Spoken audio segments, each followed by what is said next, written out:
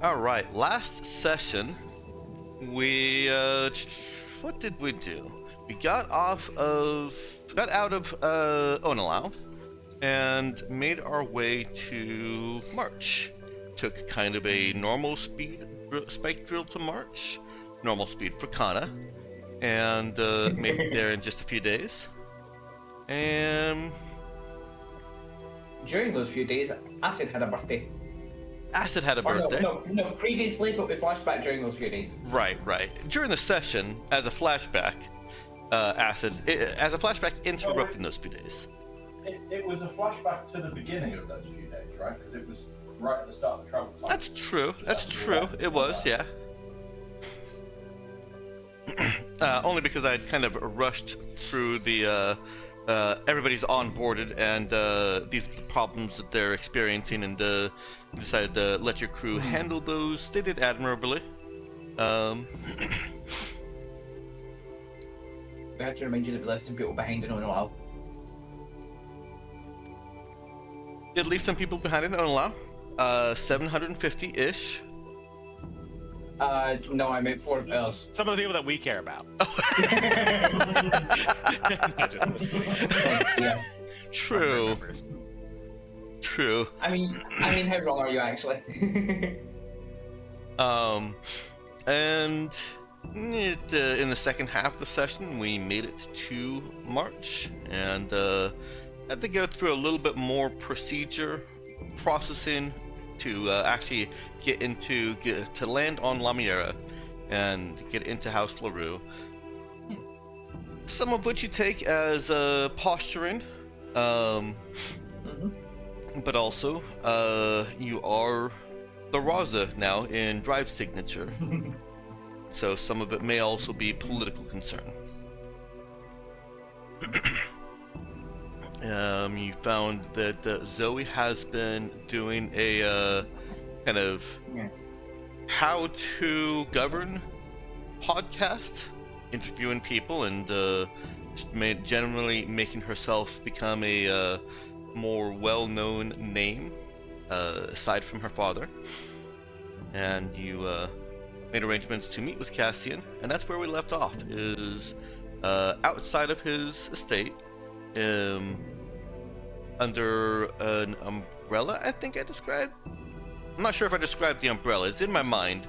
But you've got he's sitting at a nice, like, granite type table out in a gardened area, off of the path, well outside the mansion, and he is alone except for the people that that are bringing the food and there to attend to your needs.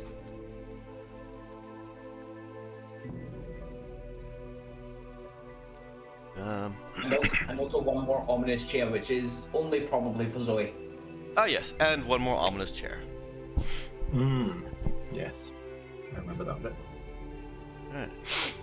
Make sure that the march is playing. What was my favorite theory there? I forget.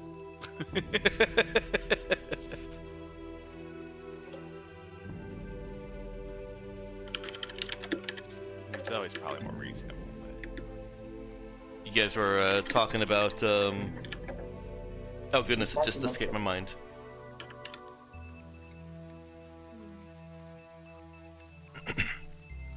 I think the possibility of Silicon Reactor came up. Yes, it did.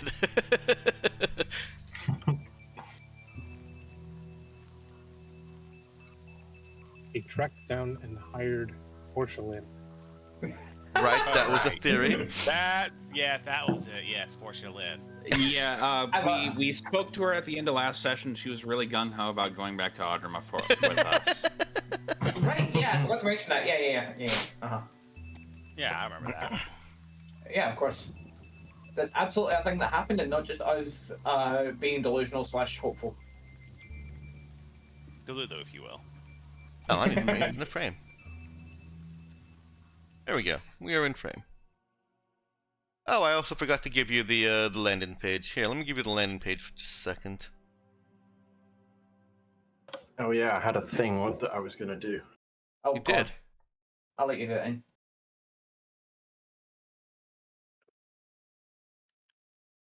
Yeah, let's see. Let's put it. Where can we put it? Let's do it here.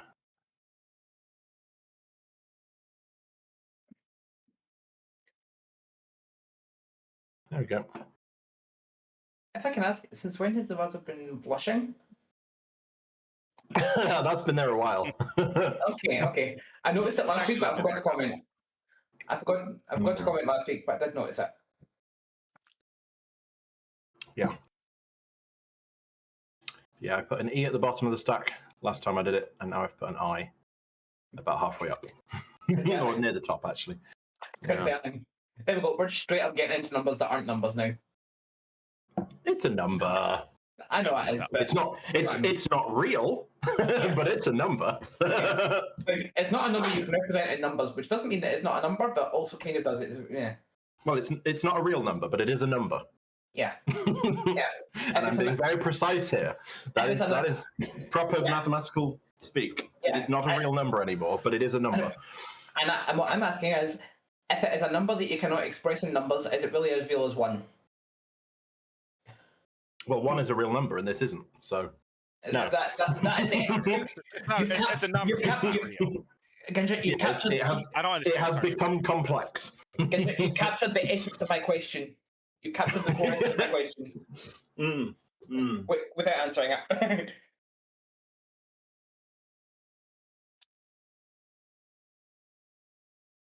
Yes, you'll just have to imagine this number now. Like we weren't already.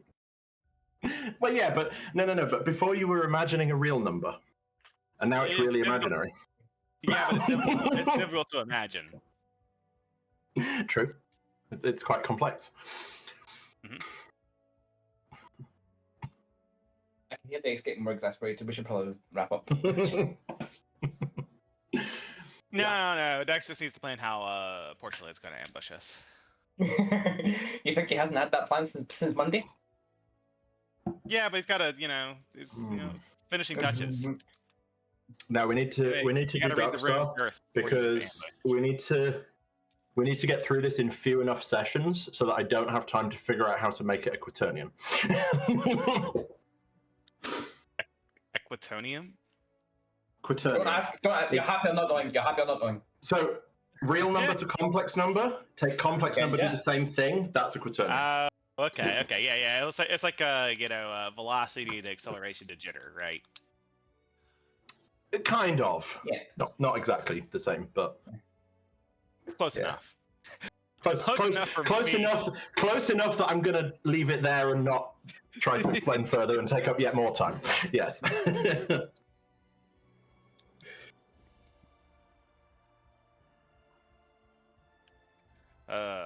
Abstractions. And that's why it's so silly when people think they understand something. Because you know what? There's always more to understand about it. Even the stuff that I would consider myself something of an expert in. I don't know shit.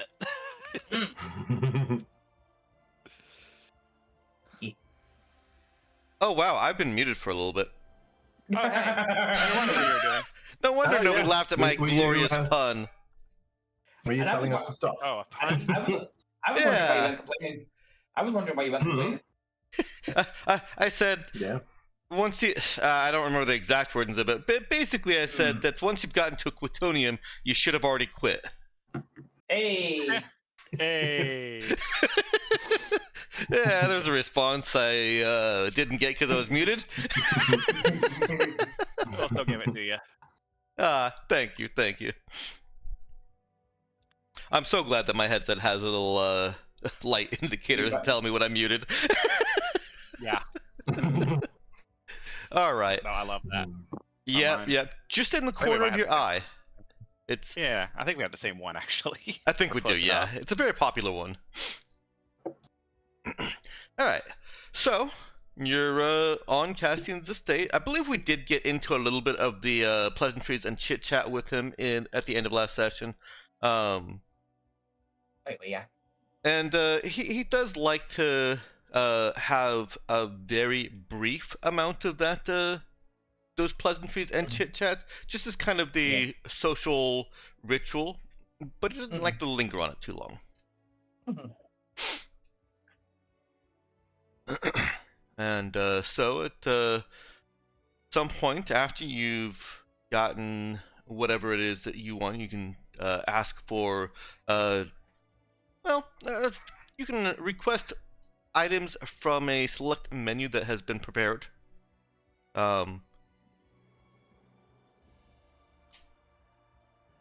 Sorry, train of thought. He's certainly not just having his kitchen staff make anything you want. Today's, I think we're, what time of day? Does anybody remember what time of day it was? Well, we've been on the road for a while. Yeah, we're on for a few hours. That's right. You were going to get there in the evening. I don't know what time we started. Yeah. Yep. Yeah, we deployed the Elise to start the Portia Lin hunt. Yes, you did. Okay, so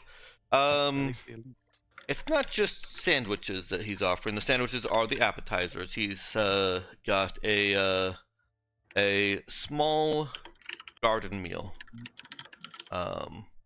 with lots of grains on the menu, lots of vegetables. He cracks a joke that that's probably why Zoe hasn't come out yet. And lean selection of meats in kind of a baked sandwich dinner style. That's what's on the menu. So someone goes around, asks what you want. During that time, he's making those pleasantries. And then pretty much as soon as everyone has made their order is when he gets down to business and asks if you've come back to La Miera on business, or was this just a he leaves it at that. Have you come back to La Miera on business?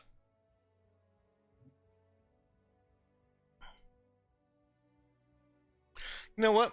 I'm wording that wrong. He asks, what business have you come back to La Miera for?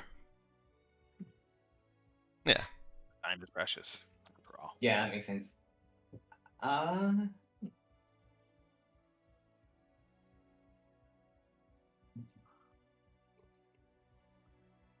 So we want to broach. Do we want to broach this as an option for the people who won't allow, or not as our first option? I don't think.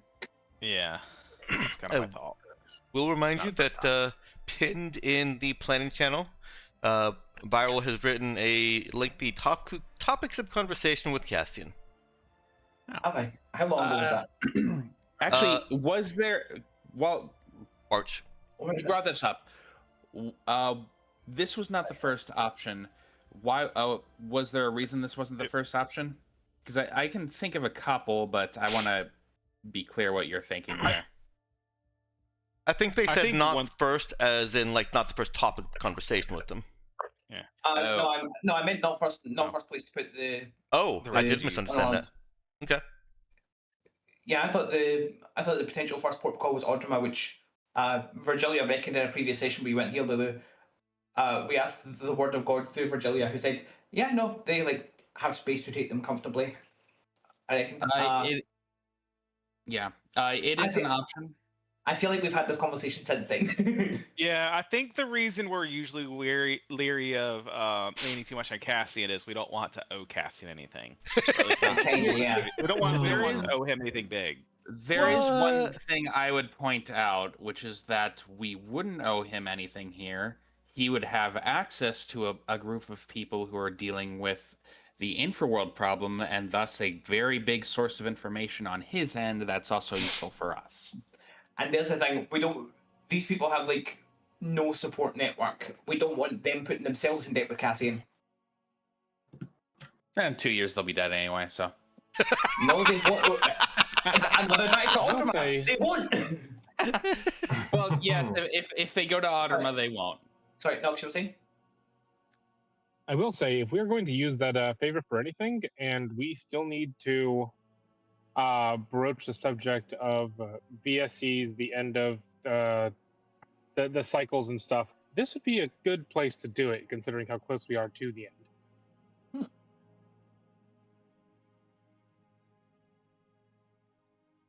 I don't quite follow.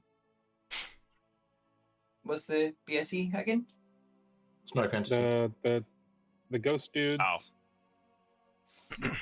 Oh.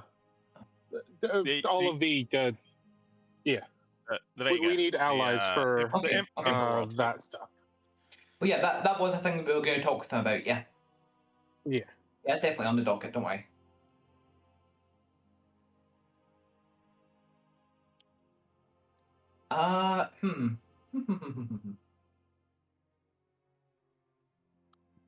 You know what?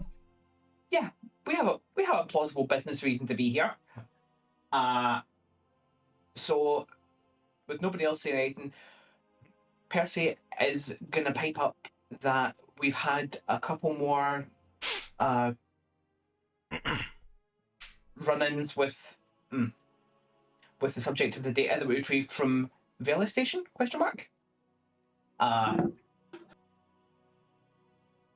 And I'm wondering if it's time to talk about that and what we got there. Alright, my recollection of Bella Station, correct me if I'm wrong, was that you did not actually give him the data. You were holding it so that, yes, you could go over it with him and decide how much Zoe could know. Because we were all on board to go behind his back and sell it to Zoe, and then we read it and we went, wait, actually, no. Okay. Were you able to find that pinned message of your list? Mm-hmm. Okay, good. That's just thing numero uno on the list. Yep. Okay.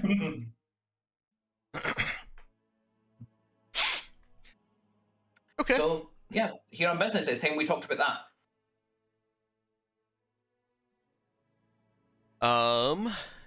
He is interested in high-level talks about that, but if we need to go any deeper into it, then out in the open is not the best choice, and he'll have to have a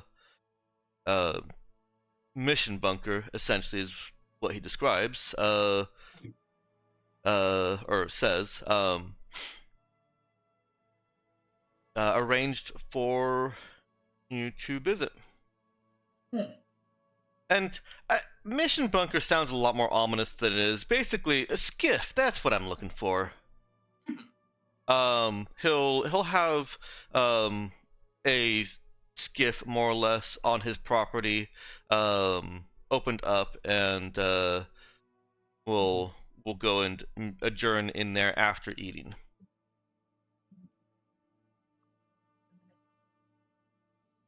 Although, do you relate to him your hesitations about Zoe having the information first before you decided, or can she be there as long as he's present? Well, the only reason that we didn't already tell her was that we did have hesitations about giving her the information. I think we, correct me if I'm incorrect, everyone, I believe we did come around to the idea of, Zoe can't just know all of this unfiltered. Okay. Might as well. At this point, it's getting hard to remember what we should be keeping from someone and just not. So. Make no mistake. Next campaign, I plan to keep a list of who we are, or of what we are technically keeping from who. Maybe next campaign we should go the other direction. Just go tell everyone everything immediately. Yeah, always. We will survive. We will survive a lot less than 2 years. Oh. Well, cross that bridge when we get there. We'll fall off that bridge when we get there. You'll hold that bridge when you get there. Sorry. Oh dear. It's fine. The implication that he's making about the skip is basically that you're not going out into his estate. He's not going into his manor or mansion. It will be another external location.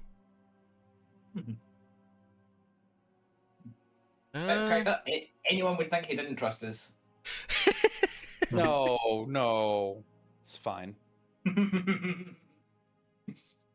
I can't remember. Has this crew been inside his mansion? No, don't think so. Wait, Don't think so. no, that was somewhere different. That at least I not thought into we'd been at the garden outside. I thought we'd been at the garden outside. Yeah. Yeah. At least snuck into somewhere to meet Zoe once, but I think that was outside. Yeah, that was still outside. Yeah. Okay. Are there any other topics that are okay for open air discussion? He's not really an open air discussion topics kind of guy, is he? Surface level. And I should say he trusts the security that he has. It's just that, you know, with technology, it's really hard to bury your sound. So he doesn't really have too many concerns about somebody listening in when we're not talking about world-ending information. Fair. So, Zoe's a podcaster now, huh? There's a small glint of pride in his eye that oh God, his stony face, stony negotiator's face cracks pretty quickly, and yeah, he makes comment on how she has found her own way to get in touch with the people and to get her name out there. Is basically he basically to brand herself, building her brand. Yeah, he must be satisfied that she's, you know, building a brand independently of him. He is. He even expresses it as much.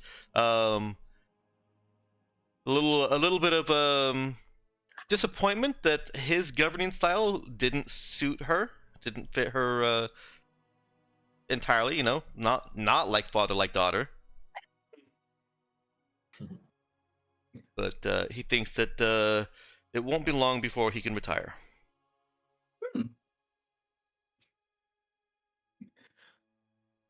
How are you planning to spend your retirement? Bro, probably. Solving problems for Zoe. Oh, I see. Great. Well, that sounds both peaceful and non-ominous.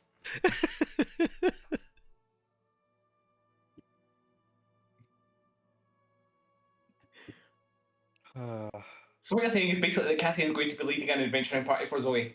Like, in her service. Hey, that'd be a fun spin-off. No. No.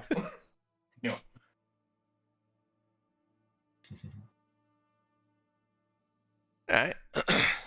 Well, with the light conversation, open air conversation, and various dinner plates finished up, I think he relays at some point that Zoe can join them later. He sets a time that gives you just a little bit of time to go over the data with him privately in the skiff. Apparently, that's why she missed the meal, or at least the beginning of it, is because she was off interviewing, let's say banking. She was off interviewing the banking and housing, so some people in the banking and housing sector. And it got a little bit more involved.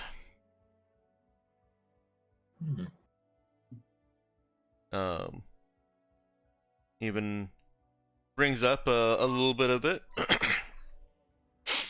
as he gets an alert while you guys are eating that that the debate or not the debate, the interview is getting a little bit heated, and so he almost reluctantly brings it up on a little holo display for all of you to watch, and Zoe is there making an impassioned plea for banking and housing to be less predatory. So basically, you should ask them to stop being such bankers. Yeah.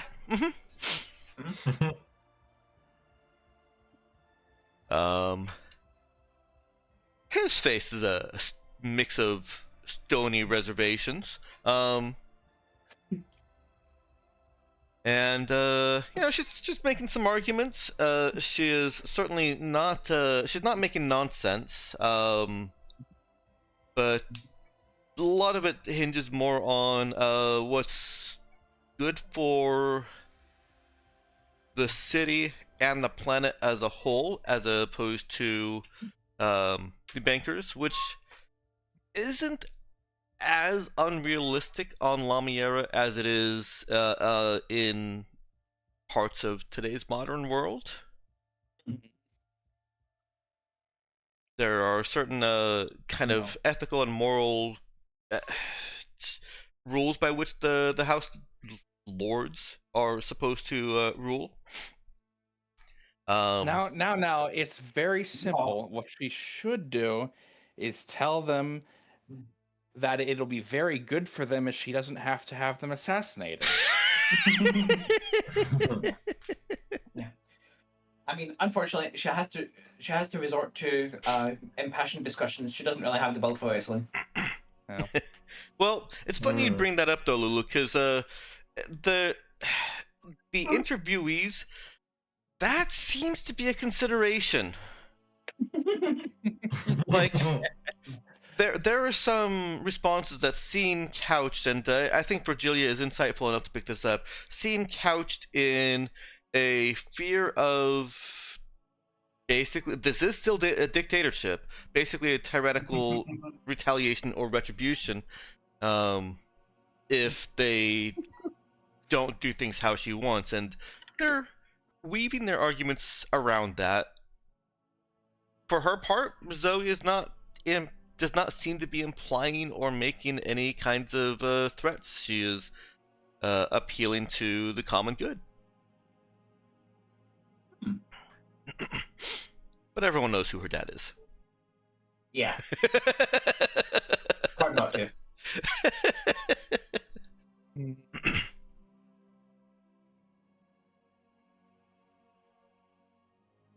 And he closed the podcast with a proud. That's the girl that you brought back to me. Couldn't be more proud of how she's turned out.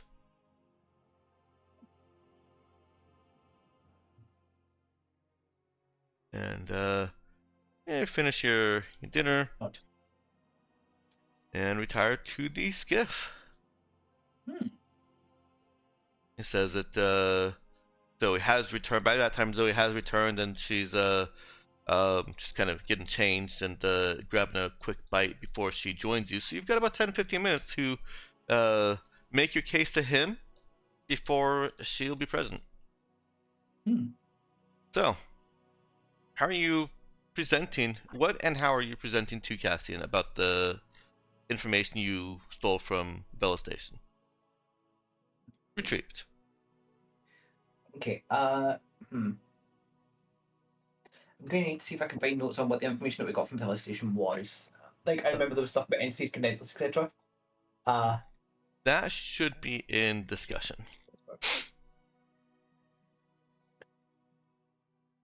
Dang. Should it be? Maybe not. Memories. Let me see. Maybe it is in planning. I don't know why it would be in planning. Oh, I was looking on.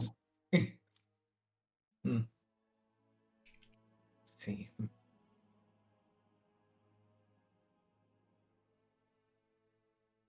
No, that's older.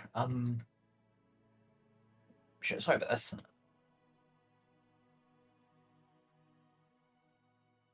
I really should have looked for this out there. If anyone else can find it, let me know. I mean, it was essentially about the condenser technology, wasn't it? It was. If you do a search for Bella Station without limiting it to a specific chat, it comes up in a handful of posts.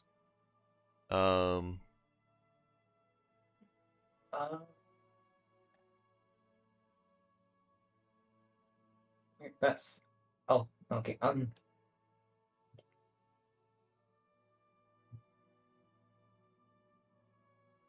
Oh, actually, so the station. Whoops. Which is Bellis? Yeah, just Velas seems to work. Yeah.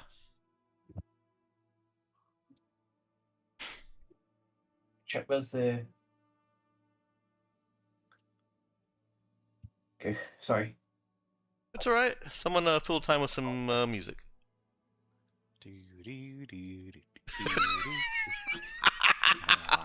The most trollish music. Yeah, I guess it is, yeah. That's alright. See, when I'm looking for condensers... I tried. God, sorry. No, I'm just trying to fill time. When I'm looking for condensers, it goes straight from like the plan that we had, including the stuff that we stole from Bella Station, straight back to the data that we got from Beth. Mm-hmm. Which I feel like it was probably in that space that session happened.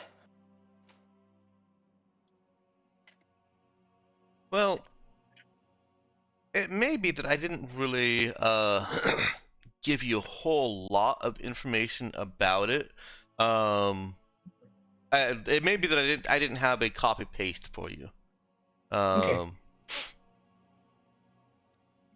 But my internal notes, and I'll not so much as a item. Yeah. My internal notes indicate that the scientists that were there and are no longer were working with entities aboard the Something Interesting ship in Muron. Those are the two soul husks that you retrieved from it also, and is conducting research on how to shut down a condenser. Okay. Weren't they trying to figure out how to open a condenser or operate one? No, they were conducting research on how to shut it down. Okay. I do remember telling you that because that was part of the information that or the piece of information that kind of turned you away from thinking Union all bad into Union possible help.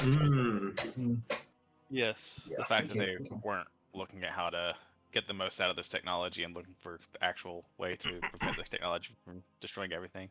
Okay. No, it's just I thought I remembered us playing off destroying the station as you're meddling with things that you shouldn't be meddling with, and why would we want to stop them from figuring out how to do a good thing? You didn't know all of what they were. You weren't able to analyze everything you pulled from them until afterwards. It was like we didn't. Yeah, it's like we couldn't take the risk of letting them have that. That was the way I kind of viewed it. Was we can't risk letting them have this. Okay. Yeah. Okay. So it was a little bit that, like, we went in with that, and then we found out later, it's like, oh, well, they weren't meddling with. Right, it meant to be a peace offering, wasn't it? Okay. Yeah, in that case, I think we should. I think what we should do is explain to Cassian what a condenser is, essentially, because I assume there's enough from our own information and the Vela Station info to explain that. So I think we should explain to Cassian what a condenser is, why it's such a bad thing that they are opening, and have we talked with him before about what Vega are? You have already given him some information about Vega and condensers. Okay, then part of what's in condensers is, like, that's how Vega come into the universe. And is this the right time to broach that we might need to talk to Union because they're also seemingly trying to, shut down condensers, and that's like at least enough common ground. Is this the time to bring that up, or no? Let's not info dump on them too much. Yeah. So, Vela Station. This is what we're looking at. Condensers. Bad. More Vega. Bad. We give him the summary, and then we give him a thumb drive with the all the specifics. Okay. Yeah. Well, all the relevant specifics. All right. Well, you're in basically a mission room, in his skiff. So, oh, and I should give some description to that. This structure that you enter is one that comes up out of the ground. It is a small-sized apartment, small apartment-sized, not quite studio, but between studio and small apartment. It has multiple rooms in it, but those seem more like security and operational rooms. You pass through one of those rooms to reach the mission computer style room that has a few seats for up to say 20 audience people. And then in the center, a holographic display table on which you can, bring up data, videos, watch TV, Animaniacs, and whatever you want to do. Once you're inside, the building does lower back into the ground. It also seems like it would serve as a bunker, if a bomb went off. Funny how that works. And so while you're in there, he plugs in the thumb drive that you've given to him to the mission computer. Computer does some basic file checking and verification in a sandbox environment before presenting it to the mission computer as a whole. There's some security features within it. And then he starts looking through what you've got as quickly as he can. It's dense stuff, and he's intelligent, but he's not going to absorb it all that fast. Yeah, he's a diplomat, not a scientist. Yeah. My Jim. Or rather, he's a political science, not a physicist. Yeah, probably.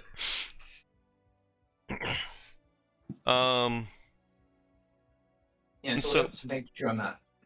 Yeah, he asks questions throughout, and based on what you've told him and what he navigates to and what he sees, he offers his opinion that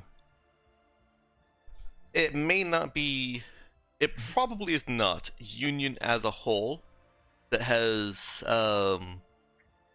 authorized this. This looks to him, based on the planning, the information that he had in planning the operation. It looks like somebody has made the decision to conduct that research and had the authority to do so, but doesn't believe that aligns with Union's overall goals. So basically, he's proposing, you found a faction. Interesting. He does propose that, of course, if one of their Mr. Jacks has gotten it in their head that this is what needed to be done, they would have the authority to at least briefly conduct this kind of research operation. And that aligns with the speed and level of resources thrown at this.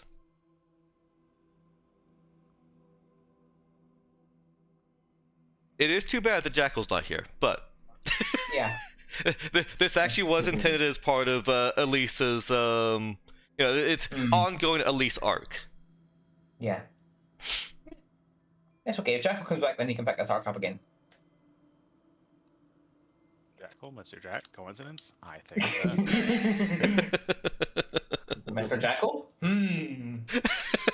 Interesting. But yeah, so Cassian thinks it's a faction. That's That does make sense. I did find that a little unusual. Yeah. Yeah, Cassian says it's Union next week. Union spending money that isn't going to make them more money is not something that happens. No. I mean, it's like, yeah, sure, it'll save the universe, but wait, is this all an allegory? Having a universe to do business in is profitable. Is anything not an allegory? Oh God.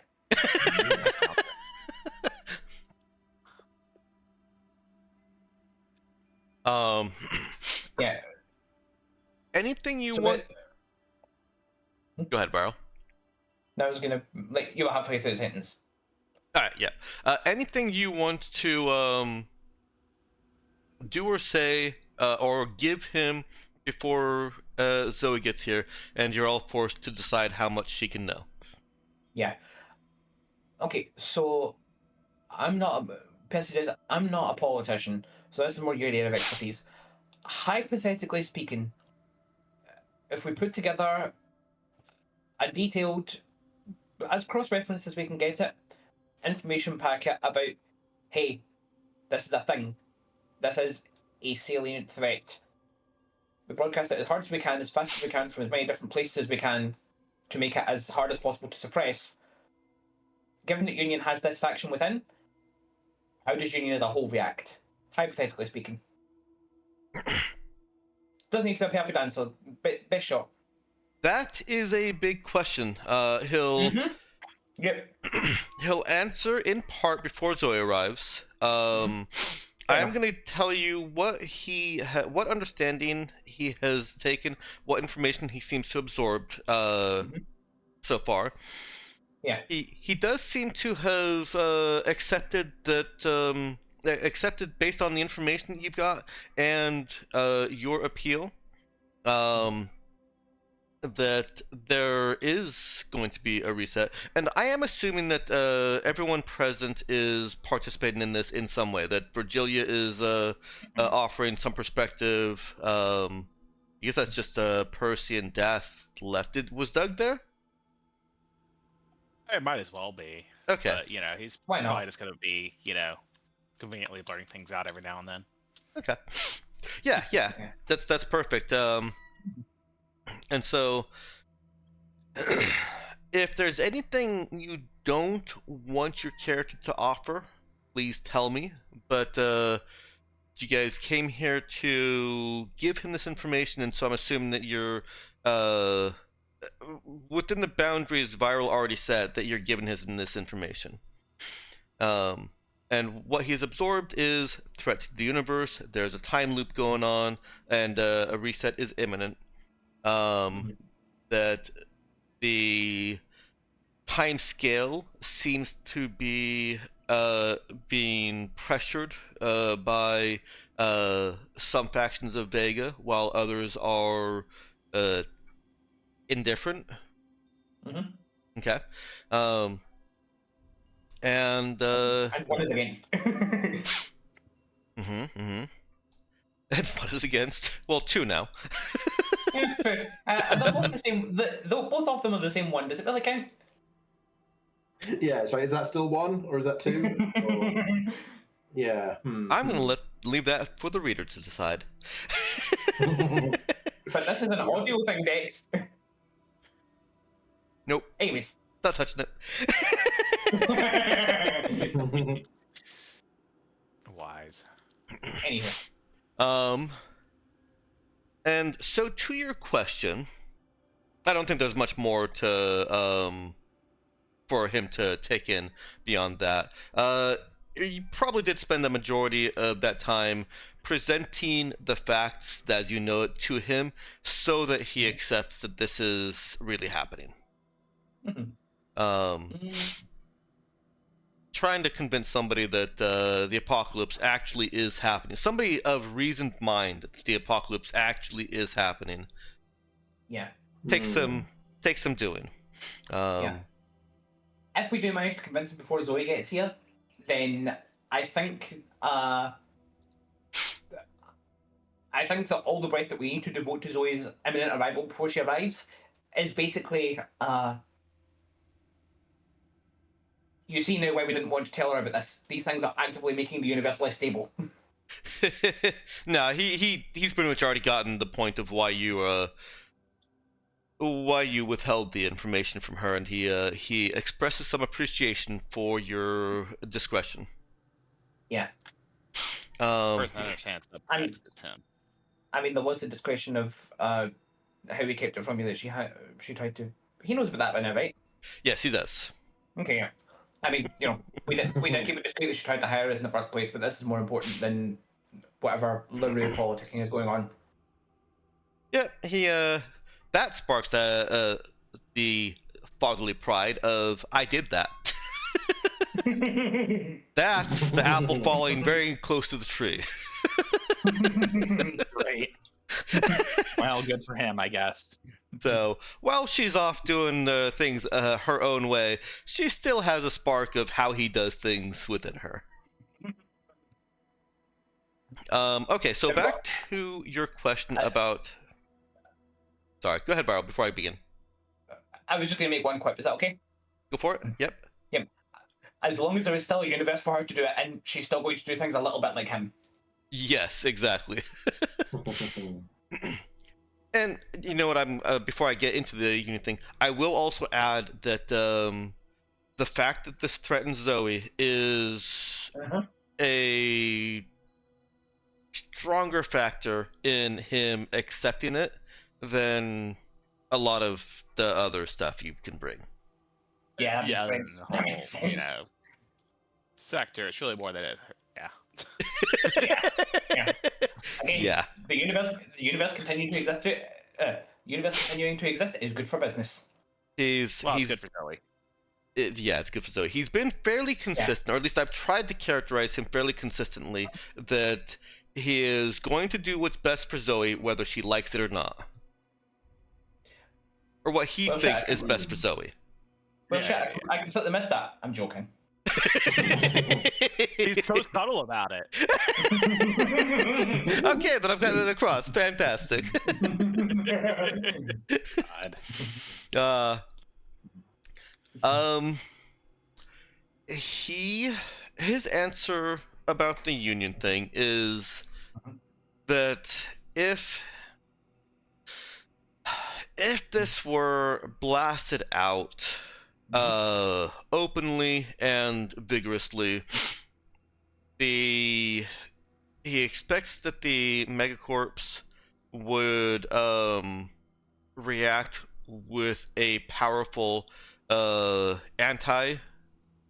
would call it an anti-propaganda campaign, and basically get into a war with you. You know, the name of the next campaign. I did hear that, yes. Well, I had the capital W, don't worry. Title drop. Yeah. I mean, I guess the universe ending is bad for business. And, you know, they don't care about the reality of that. It's just... Yeah, it's even worse for the status quo. He doesn't think it's so much that they're going to ignore the reality of the universe ending. And this is where Zoe comes in. But he continues on. Okay.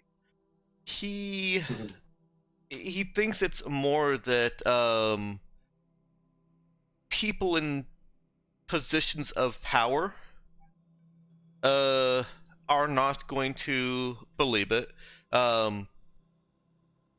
That basically it's still selling the apocalypse, right? How many times have we had 2000 or 2020 or 2012, whatever it was, in our lifetime? And that's the kind of he's not drawn a parallel to that because he doesn't have that deep of historical knowledge. But that's the time on thousands of years ago on the original planet. But that's the kind of parallel that he's making, is that just telling people that there's apocalypse, even if you've got all the data to show that it has happened before and will happen again, or is happening again, is you get put into the same bucket as quacks who think that the Sioux on SOS are just there to steal everybody's money. Yeah, which would you? Yeah, that's half of what they do. It's not just that. Oh God. Yeah, which essentially reduces us to two options, which is either find the group that we already have evidence believes us, which we hoped was Union in general, but sounds like no such luck. Either that or be a threat big enough to get them to band together and, point them at the problem. Well, which is really not preferable. I've got 2 points to make here. One, the skiff did not rise back up out of the ground for Zoe to arrive. Okay. 2, he does think that there's value with this. What? Wait, hang on. She arrived? Yeah. Huh. She arrived like mid-sentence from Cassian. Yeah. Yeah, she did. Yeah. Where was still on the ground? Uh-huh. Zoe's a teleporter. Fuck off, really? No. She's not. I didn't think so. No, more likely she's doing the podcast from inside the facility. Little do we know, Cassian's been hiding his teleporter even better than we've been hiding ours. Yeah. Yeah. The other point. Wow. The other point was that he thinks an indiscriminate information blast is more likely to put this faction, whatever is guiding this Union faction, it's going to send them to ground. He encourages delicacy in this matter and understands that time is of the essence, and he is ignoring Zoe's "what the fuck is going on" looks and occasional statements, and thinks that you should do this with a delicate iron hand. Well, delicate iron fist. The real question is, how do we even find them at this point? Like, we knew what they were investigating. We didn't know the exact nature of their investigation, but we knew enough that we blew up the research station and set them back a significant portion. How do we reach out and say, "Hey, sorry, let us get you back up to speed," without, scaring them off even harder?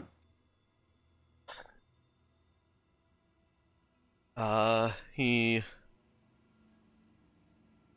says that he can see what he can do to help.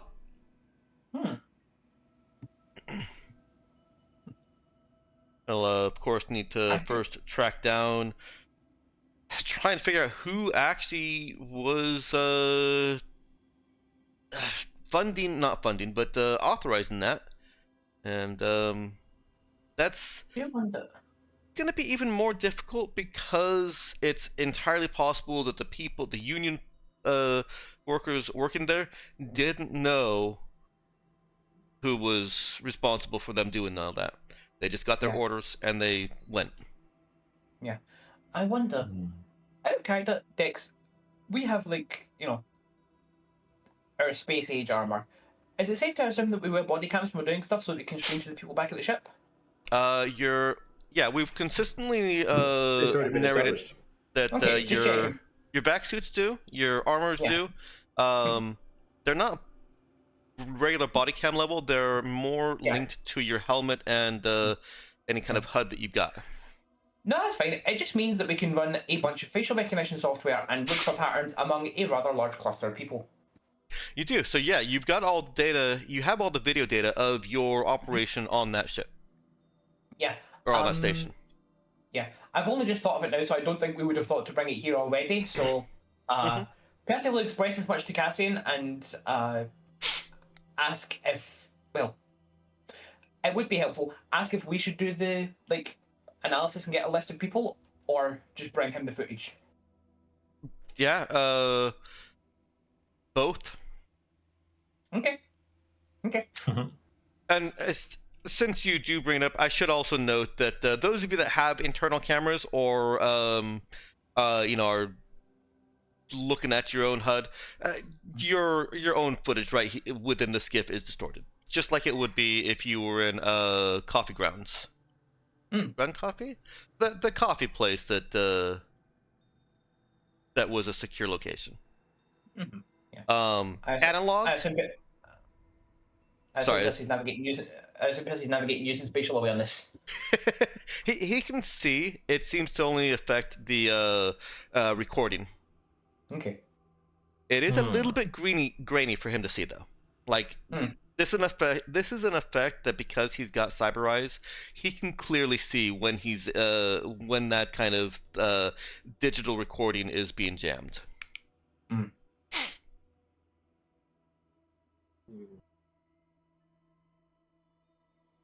I don't know how it works. It's magic tech for the sake of having secure places to talk. It just blasts the area with extreme electromagnetic radiation, so everything's kind of fucked. Yeah. Just EMP all the computers. It'll be fine. Don't worry about it. Yeah. I mean, we've already got QECM. It's probably just a variation of that. Yeah. Also means you can sneak in Android assassins. Trent, a little bit racist actually.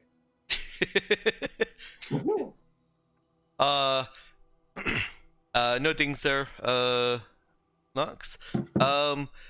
It shouldn't affect cyberware or Android too much. Like Percy, even as cybered up as he is, feels a little bit like there's something crawling under his skin, I guess. A little bit unsettled, and that's the worst of it, but he's otherwise completely functional. Except for recording. Yeah. Anyways, with that tangent set aside, Cassian does attend to Zoe's growing frustration at being left in the dark. And when he does, I'll say hello as if I've just noticed she arrived. Yeah. And he put to her the situation that you're all in. He lays it out. I see what he's doing.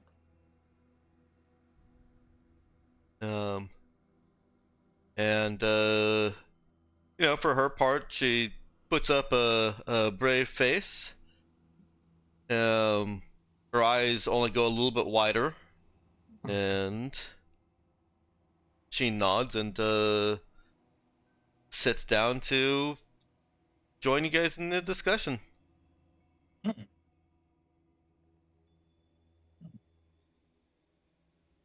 Does she accept time to bring up our refugees? Probably not. What I want to know is, does Cassian explain to Zoe that, she's not allowed to know exactly what it is we're talking about?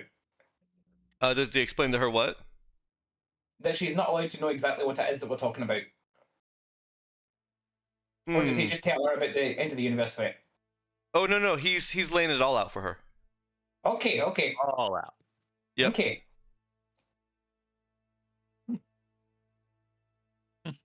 So now he gets to look like a good guy.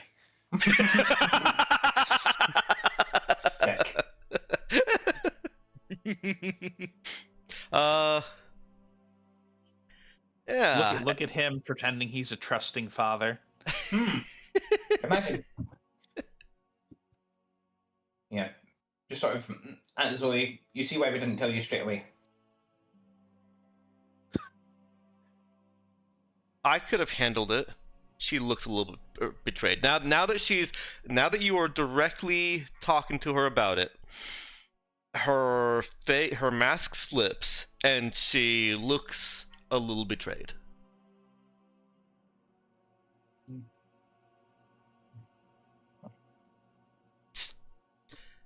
This was still a job that I paid you for. Okay, didn't she have a PS for that?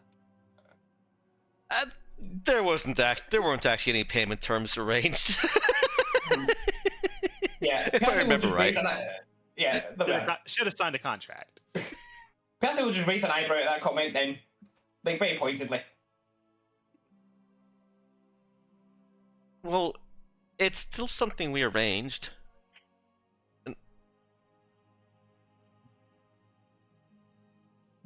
Yeah, that's how reliable verbal contracts are.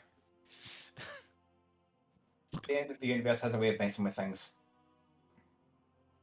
Point is, I thought I could, and Cassian interrupts her with a hand on her shoulder, and a fartherly sounding adage of,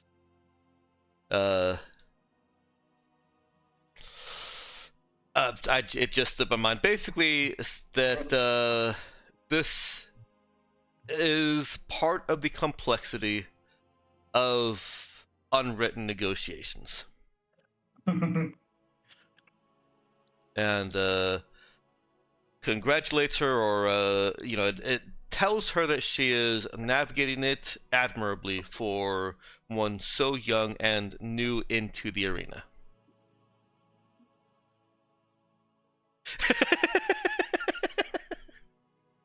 Yes, he is definitely scoring daddy points here. Or good dad points? I'm not sure. Good dad points sounds better. Yeah, I don't like the term daddy points. Yeah, okay, fair. Good. Not just me then. Good. Good dad points. We'll leave it at that then. Yes. Now, hold on. It's Papa points. Even better. Yeah, I can live with Papa points. It is better, but I hate it. You get enough. If you get 400, you can trade them in for a small pizza. Small. Only a small? Fuck me, barely even worth having kids. Yeah. Yeah, it's not a great deal. I'm just gonna get the part of the. Yeah, but you're gonna do it bread. anyway, so you might as well earn the points because you're gonna, Yeah. I do hear that if you record how many books you read, they will give you a personal pan pizza each month. So Zoe's still young enough for that, I think.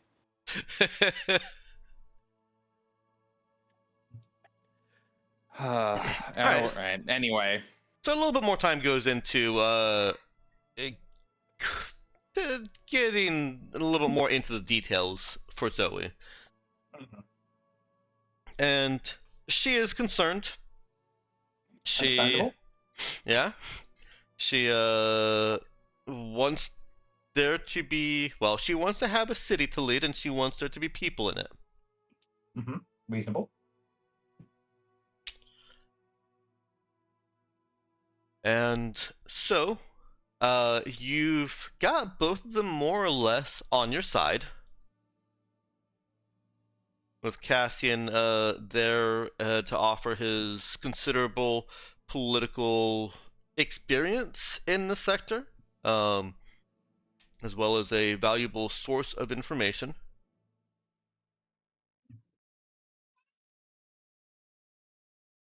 Did you want to go into any more depth on the? Did you have any more questions for him about how to wage this war or how to save the universe? Nothing really apart from, so how the fuck are we supposed to track down what you reckon is a Union subfaction? I suppose there's we mentioned the footage and he said he was going to look into it, but... How do you make contact with them? Yeah. Yeah. That's gonna be... I guess you could do a coded broadcast with something that only someone involved in that project would recognize. Well, that's a possibility, but again, it's a big broadcast. They'll be trying to crack it open. First thing he's gonna do is try and trace back some of the suppliers, some of the researchers that were called there. Find out who they were. Your footage is gonna help him a lot, because if you can identify some of the researchers that were non-union, he can have people. Basically, this is an entire campaign for a different adventuring party. he's going to put together an adventuring party or a mercenary group to go and find out, do little heists on their old homes, find out what they knew from the neighbors or from their family. It's not the most exciting campaign, but it is a campaign for a mercenary group to undertake. We, being the main characters, get the more exciting campaign. Yes, you do. And this is a hint that, if you involve Cassian in this, then there may be missions along this vein in the war campaign. Okay, you can either choose to partake them yourselves or send NPCs to handle them. I'm okay with that. Is anyone not okay with that? Yep. Yes, you're okay, or yes, you're not? Yeah, sorry, I'm confused now. Yes, I'm okay with it. He asked a negative. Does anyone not like vanilla?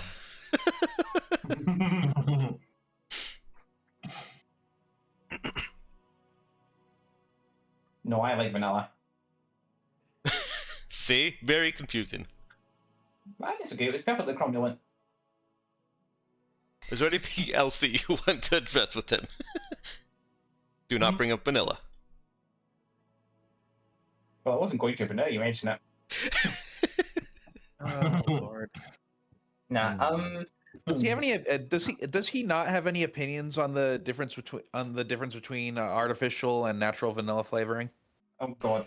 He does have opinions. You think they still have natural vanilla flavoring that far in the future? I don't know. Maybe on Lamiera. They have Honestly, supernatural vanilla flavoring. Yeah. Honestly, I feel like that depends on how much the weight and Cassian himself like vanilla. And Viral ghosted away for the middle of that sentence. Yeah, it was the supernatural vanilla that did it. Yeah, no, I feel like whether they bother to grow supernatural vanilla depends on how much Zoe and to a lesser extent Cassian like vanilla. That is exactly how the city works.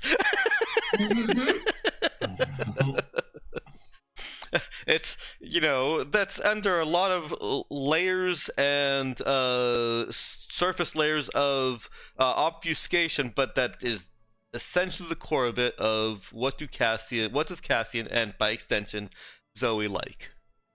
Oh no, other way around. Yeah, fair enough. I think Cassian's like, meh, I can take it or leave it. But Zoe wants natural vanilla? Well, fuck me, we're having the best vanilla in the galaxy. Yep. And, it's also fair to say that it's very, very likely they've got natural vanilla or some offshoot or variant of it. Being the trade center of the sector and House LaRue being the trade city in the trade center of the sector. Yep. Yeah. Welcome to Lamiera. It's available anywhere. It's available here. Welcome to Lamiera, where our slogan is nepotism? What nepotism? Speaking of, while we're here, we should really think if there's any fancy thing we want to buy.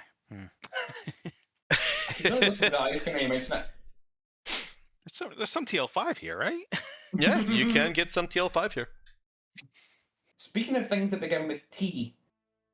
Thundergun? Not quite. No. The refugees? There's a thing that starts with R. How does that start with a T? The refugees. The refugees. Refugees. Refugees. Oh. But yeah, 50 refugees. There. Dart. But yeah. Speaking of things that begin with, I'm not even going to give you the opportunity again.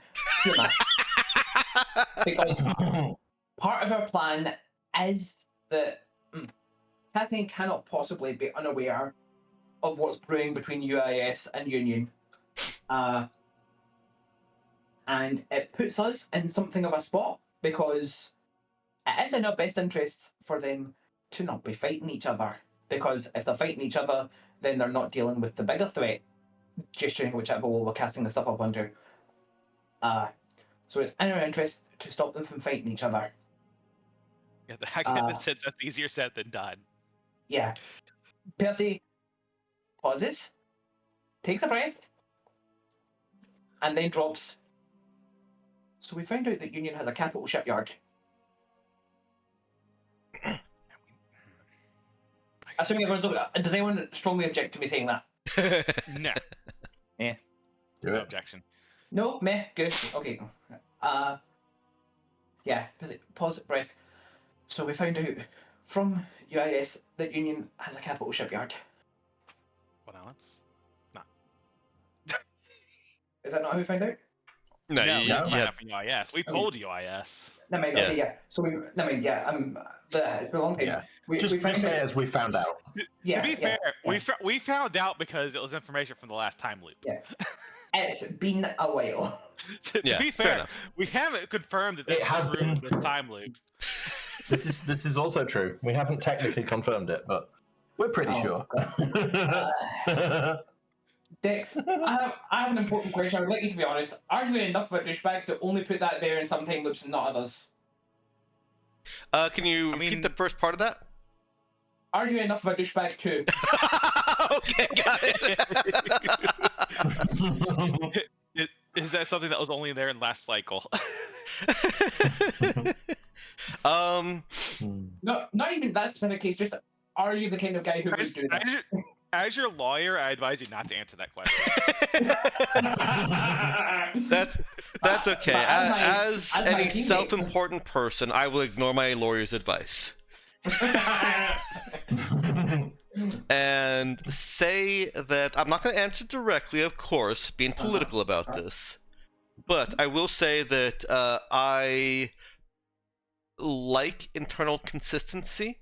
And also part of the premise of this whole campaign arc relies on there being some reliable internal consistency. Small things may change. Yeah. Small things may change, but there are certain things that, like, if I went and changed something like that, then it leads to the question of, okay, but how did more big things throughout the 8,000 years not change so that we have a completely different scenario? Right? Like, I'm creating this kind of setup where over the course of 8,000 years, few enough big things change that leads to the exact same starting premise. So, no, I'm not likely to change big things. Small things and things that change as a course of events within the campaign, yes, absolutely. The Nox shipyard is one example. Okay, so what you're telling me is that because the shipyard is secret and has had no wider effect on the sector yet, it's a small detail, and therefore... You may certainly take that if you want. No. Yeah, so Percy's going to drop... So Union has a capital shipyard. And in the interest of stopping them from fighting each other, UIS have agreed to step down hostilities if we can sabotage it. That is another piece of this fucked up puzzle that we need to negotiate, because once we do that, who else could do it but the Raza that's recently started floating around? They'll want to talk even less.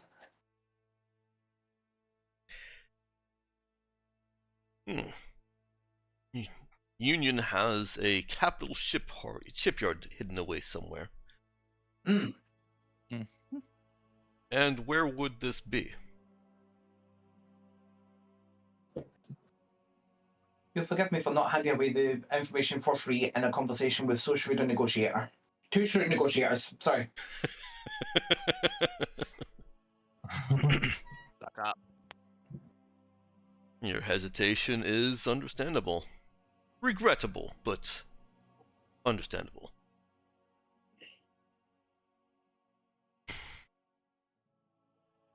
Yes. No, so your thoughts first, at least. That conflict would hamper your ability to negotiate with Union. And yet it still feels the better option than letting UIS and Union get distracted with their war.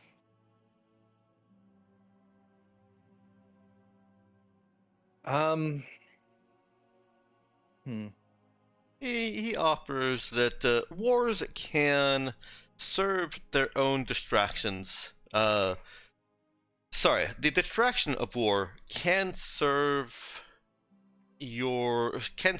information war benefits, if managed properly. So his response basically is kind of taking a middle road of, again, not siding on this is bad or this is good, but this can be used. Okay. I get the sense that's his stance on everything. It is a very strong through line for him.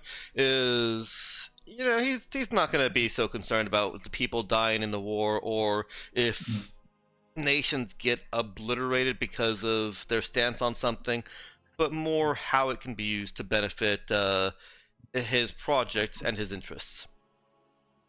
Now, what I'm really curious to hear about is what's Zoe's take on this? Zoe is staying silent. Does Percy prod her? Yeah, because we need as many trusted eyes on the problem as possible. Well, Zoe has a more pointed take. She let them go to war. No, she thinks that basically she thinks that you need to pick a side. That you that trying to thread the line between them risks losing them both. And Cassian acknowledges, yeah, that is a risk, and she thinks that a firmer stance in favor of one or the other, either sabotage Tiamat for UIS and get UIS on board, or reveal the plot to Union and get Union on board. The former of those is probably a lot more likely to succeed than the latter, and requires a lot less in terms of what ifs. She agrees. Cassian disagrees with this being the best way forward, but does at least acknowledge that it is a valid strategy. Is a valid strategy, yeah. It is not undermining Zoe. Well, as much. He's not completely undermining it. Yeah. He's basically saying that can work, but you've got much to learn, Padawan.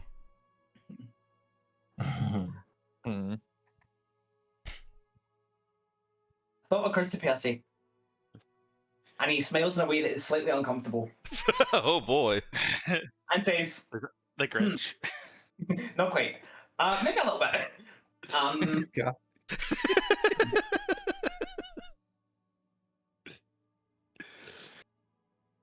And he suggests, you're right. The Raza probably, would have a hard time playing both sides. Oh, I know where this is going, I think. How do you think Union would take this revelation coming from you instead of us? We play one side, Cassian plays the other. Exactly. That changes what I understood the question to be a little bit. So, oh, right, because you said the revelation. So basically, Percy is asking, what if Raza sides with UIS and Cassian sides? Okay.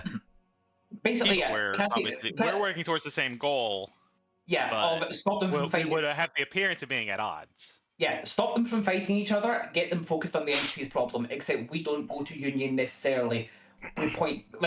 We can hopefully give Cassian enough to track them down and bring them in on this while we work on UIS. And he adds to this, as in a botched or incomplete sabotage to satisfy UIS, and you may have the workings of a shadow campaign. Yes, and Zoe agrees. for reasons that I'm not going to go into here because I'm going. Just to be clear, that wasn't Cassian saying Zoe agrees, right? No, it was not Cassian. But fair question. You still had a little bit of Cassian voice in there. Just to be sure. My bad. That's how you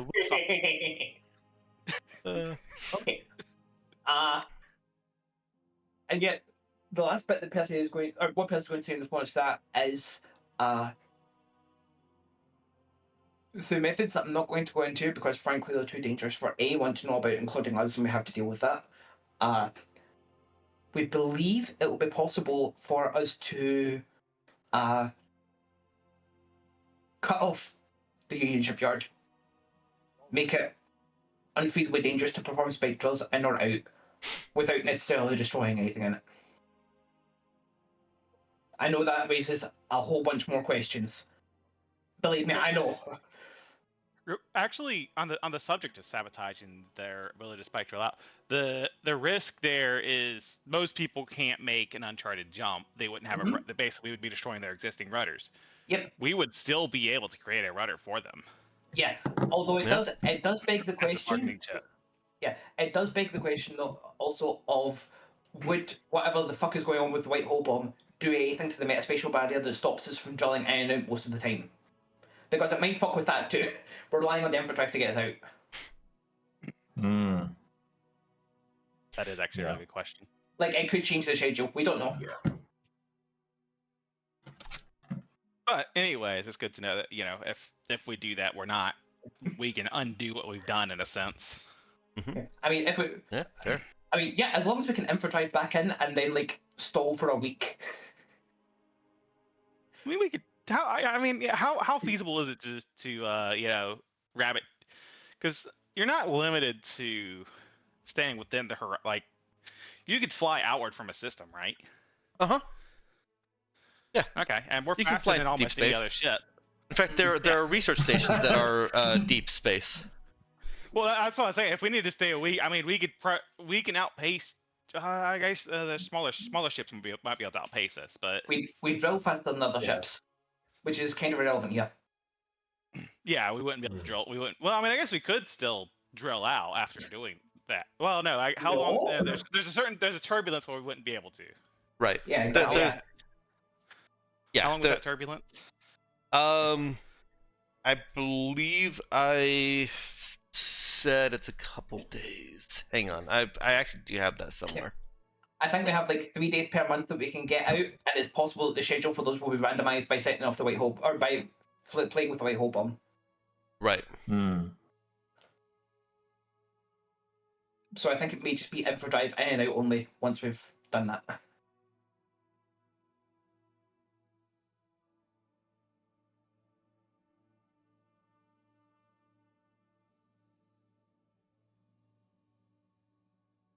In any case, anyways, I'm hoping that Cassian is a little bit fried by this whole conversation and is willing to take. We think we can disrupt the shipyard without destroying it at face value and not poke it too hard right now.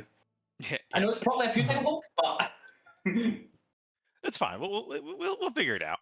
We'll bring it up. I did want to, since I mentioned this in the discussion, did we want to bring up the whole situation with the ruins as well or not? You know what? Sure, why not? Distract them. Okay. There's another factor to, I guess, the situation with the pre-cycle. I don't know if I want to say that we know that is the cause of the cycle. Yeah, that's he could fair. decide to go off and destroy that mechanism, you know, on his own for whatever reasons. So I don't think. Yeah, I think we hang on to that. Yeah, then let's leave that for now. Then we can still mention that there's ruins there, but I don't know. Cassian's a smart cook. No, forget it for now. Okay.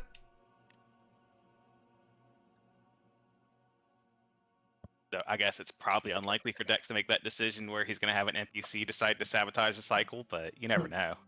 Yeah. Maybe if he gets really sick of the game. You guys have not gotten to that level. Nowhere near it. But yeah, anyway, give us another 50 sessions.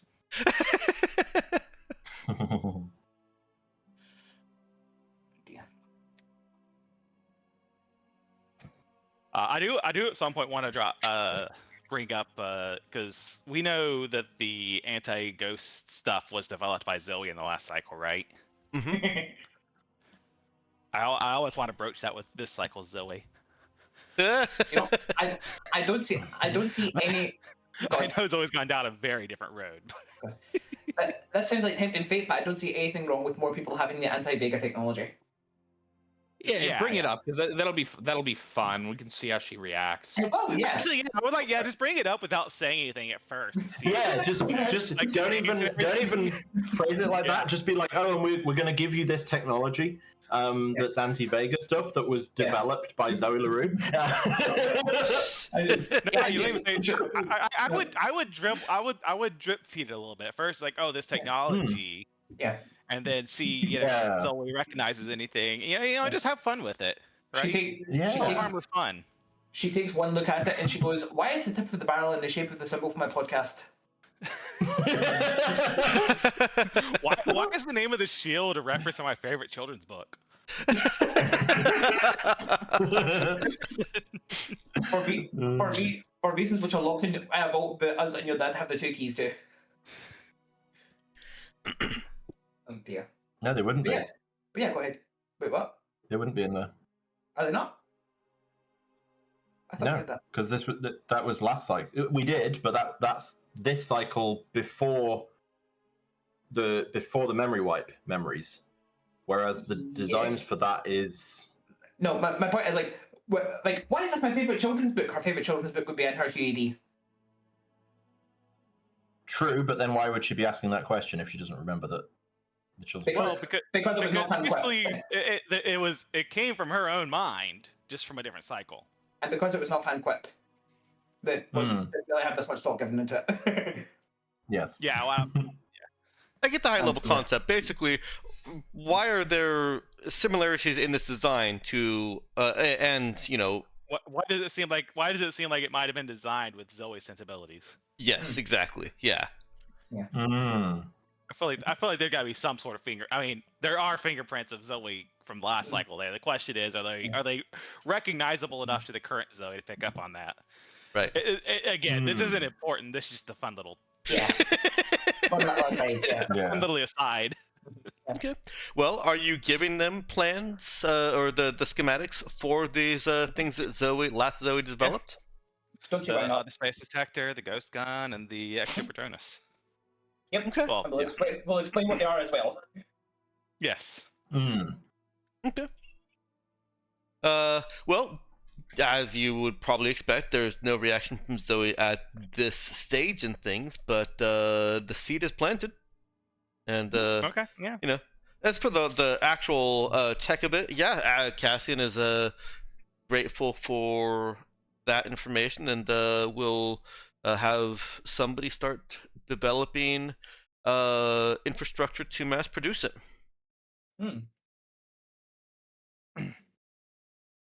Nice. And feel free to improve on it. I think this is made in a hurry.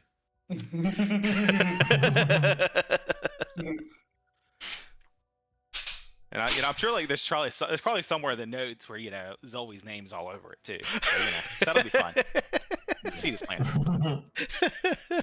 Yep.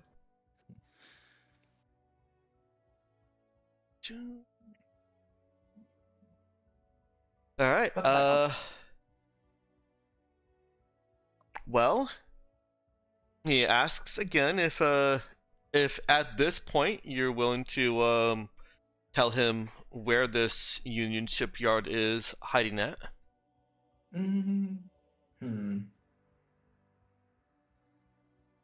I think that's fine. We just don't tell him the full story of the place. I mean, when you say don't tell him the full story of the place, do you mean don't tell him about the barrier? Because that just sounds dangerous. About the what? The barrier. The fucking schedule. Oh. Yeah. the difficulty. Yeah. Oh no. Yeah, we can tell. I think we can tell them that. I just we don't tell them that. We don't tell them that we suspect that it's the mechanism that's causing the reboot. That's fair. That's fair. Yeah, we will share that then. The name of the place is TMT 77. I'm sorry, 77. Otherwise referred to as Tiamat. Okay. And it is in such and such a place, and there is some kind of metaspatial barrier question mark that I don't remember the details exactly, that basically stops it from being accessible by spike drill most of the time. Yeah, I don't know if we actually know why it's like that. I know. Nope. But yeah, it certainly is something that requires scheduling around. Yeah, schedule around and careful rotters. Yeah, telling him the designation, the computer designation, the TMT 77-7, allows him to immediately see where it is on the sector map. Because that's my justification for it being letters and symbols there, is that's basically just a procedural, algorithmic procedural generation of characters that identifies where it is. That's why it got named that, is because that's where it is. Yeah, and the TMAT was named later because of that TMT. Yes, exactly. Yeah. As these things go. And of course, he did not know that there was a system there.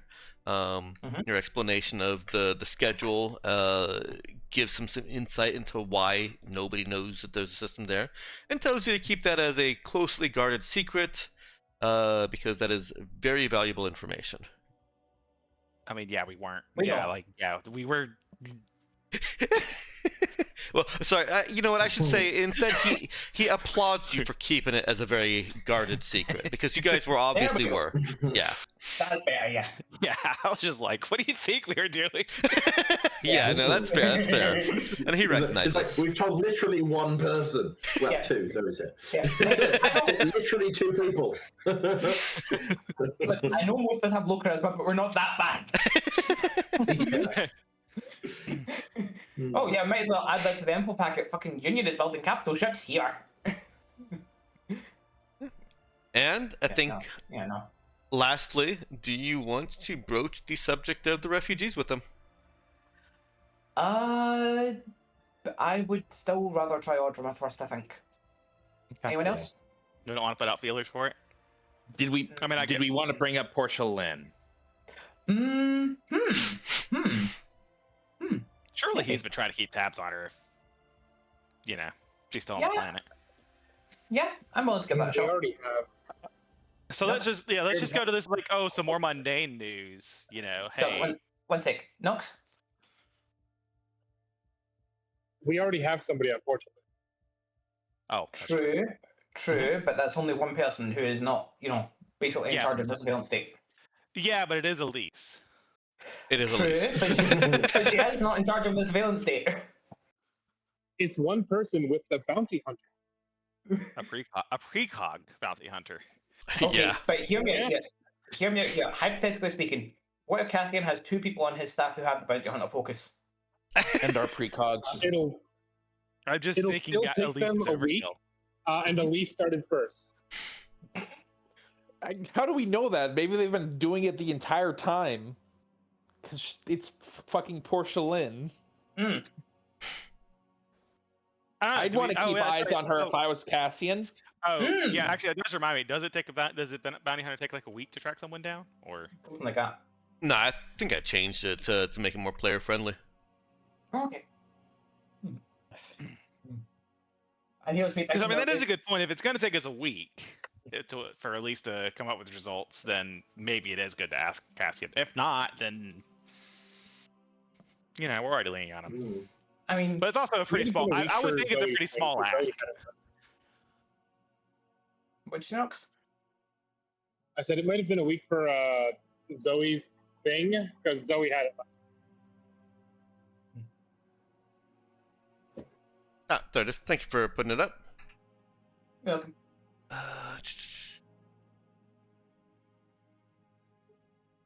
Oh yeah. I changed it from what you had, Meowkin, because the whole a week thing was it was counterproductive for player fun. Yeah, well, it also feels really weird with how fast we travel too. Yeah, it just didn't fit in very well. Yeah.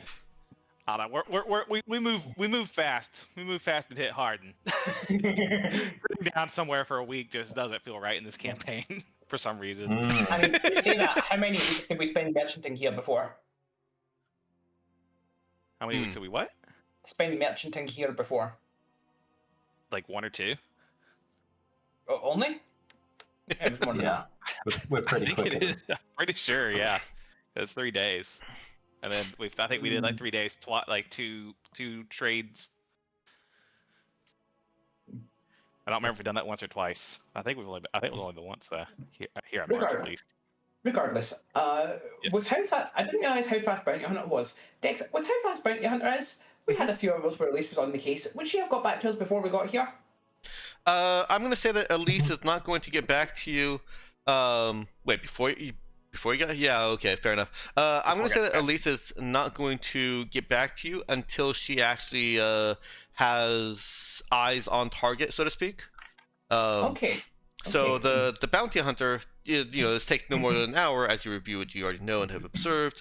It gets you to the last location that the GM gives you, basically, that the person was at. If the subject has left the system, you only learn the destination system. This is how we part ways with Elise. He's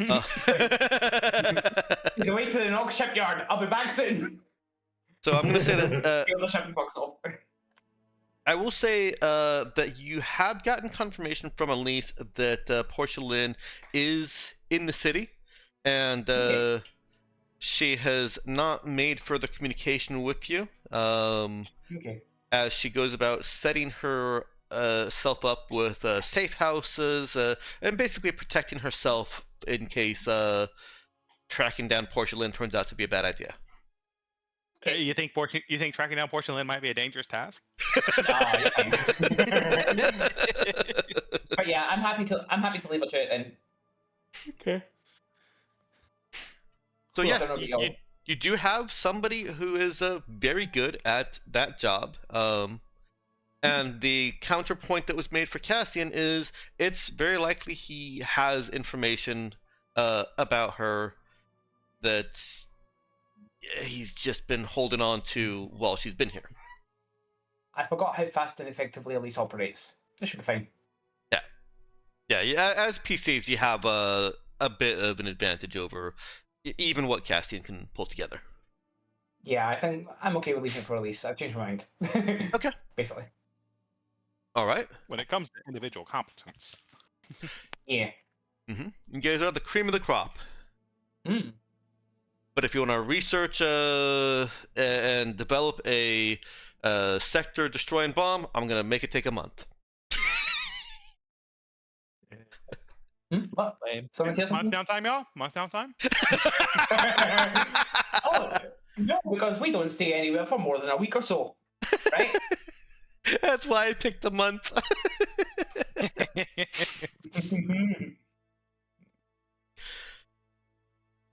All right. We're right at break time. Is there anything else that you want to broach with Cassian or Zoe before leaving them to their devices? I think I'm okay with what we've ran past. It's been a lot.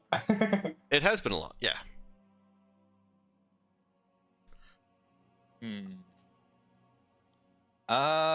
Do you want to? Yeah, I got nothing. Unless we want to take out an extremely large loan with an extremely long payback date with the intention of never repaying it, then I got nothing for him. You have already told him that you anticipate the universe is ending or trying to end. He is not likely to give you a loan. You've already ruined that for yourself. Would he force us to honor the agreement if we had already taken out a loan with him? For legal purposes, that's a joke. But something to keep in mind for next cycle. Yeah, like is there any like massive bank that we can exploit next cycle? I mean, wait, no. When did I start getting nihilistic? We don't have a chance to do this. The problem with doing that is the moment you win, you're immediately bankrupt. Yeah. They'll probably forgive it for us saving the whole universe, right? Yeah. They might. Yeah. Can we include unless we save the universe as a get out clause in the loan when we're taking it out? Like I want to pose one additional problem to that. Next cycle, you will be starting off as terrorists to whom no bank ever, anywhere is going to give a loan. Unless one of us plays Zoe again. Which we went thinking about, well, like, what is the most politically powerful group that we can set up? That was one of the people that came up. Yes, and as soon as a banker sees Zoe... Yep. Happened there. I mean, wasn't Zoe's thing just having an arbitrarily large amount of money for us anyway? Because that's how it was last cycle. Yeah, but pretty much. Hear me out. Number, go up. Also, well, I was more making a joke of once a banker sees and recognizes Zoe, then you've got Cassian to deal with. Yeah. Yeah. Can we get Cassian to take out a massive loan on our behalf as long as we put in that when we save the universe clause? No, he has money. Yeah, but again, here's the thing. I repeated my previous point. Number go up. Here's the thing, Dex. Here's the thing about rich people. They take out a ton of massively huge loans that they have no intention of repaying. Right, and then they pay it off with another loan. Yeah. Yeah. And then eventually, when it all collapses on them, they have the tax. They have poor people bail them out. Yeah. Because the government said so. Yes, but what you're asking is if he'll take out a loan and give you the money, that's not benefiting him at all. Well, I'm sorry, he doesn't care about the universe being here. Give us some of the money. Also, when did I was gonna ask, wasn't this science fiction, but we're veering back into fiction again with Cassian giving us some of the money. Yeah. All right, let's go ahead and take a 15-minute break. Ish. Back at a quarter after about. Okay, I'll be back in 15 minutes. All right, sounds good. Go ahead and bring us back into frame. Hey, get your decks. All right, so you leave Cassian and Zoe, unless anybody's come up with anything else they want to bring up with them. All right, that's a no. If Cassian's going to be the one working with Union, I did actually think of something. If Cassian's going to be the one working with Union, then we will at some point need to contrive an excuse for why he is the one that's returning their own data to them from the station that got blown up. Well, that sounds like a problem to solve next campaign. Yep. Speaking of which, hey, get to next. So yeah, with that, you can be driven off of Cassian's estate back to the house where you left your vehicle, and are free to shop or go looking for Portia Lin.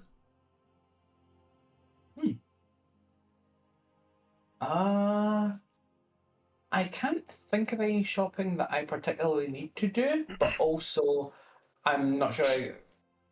Can I meaningfully contribute to the Portia Lin hunt? Can any of us? I'm sorry. What was the question? Can we meaningfully contribute to the Portia Lin hunt? I'm basically going to let have Elise find her at the point that you're ready to engage in that content. So. Elise is very good at her job. Portia Lin is local. I don't really have any meaningful challenge to throw at you until you actually get to Portia Lin. She will be the challenge. And As far as shopping goes, if anyone wants to install any cyberware, we do need to discuss that briefly, because of course there's that's not just go down to the market and buy some cyberware. That's surgery and all the fun stuff that comes along with that. If you're buying anything that's TL5 or should be illegal or restricted, then we'll need to talk about that. Otherwise, you can just spend credits and get what you want. Oh, yeah, Dad should probably have a black slab, by the way. Speaking What's of that? illegal, Dad should probably have a black slab, by the way. Yeah. Oh, Yeah.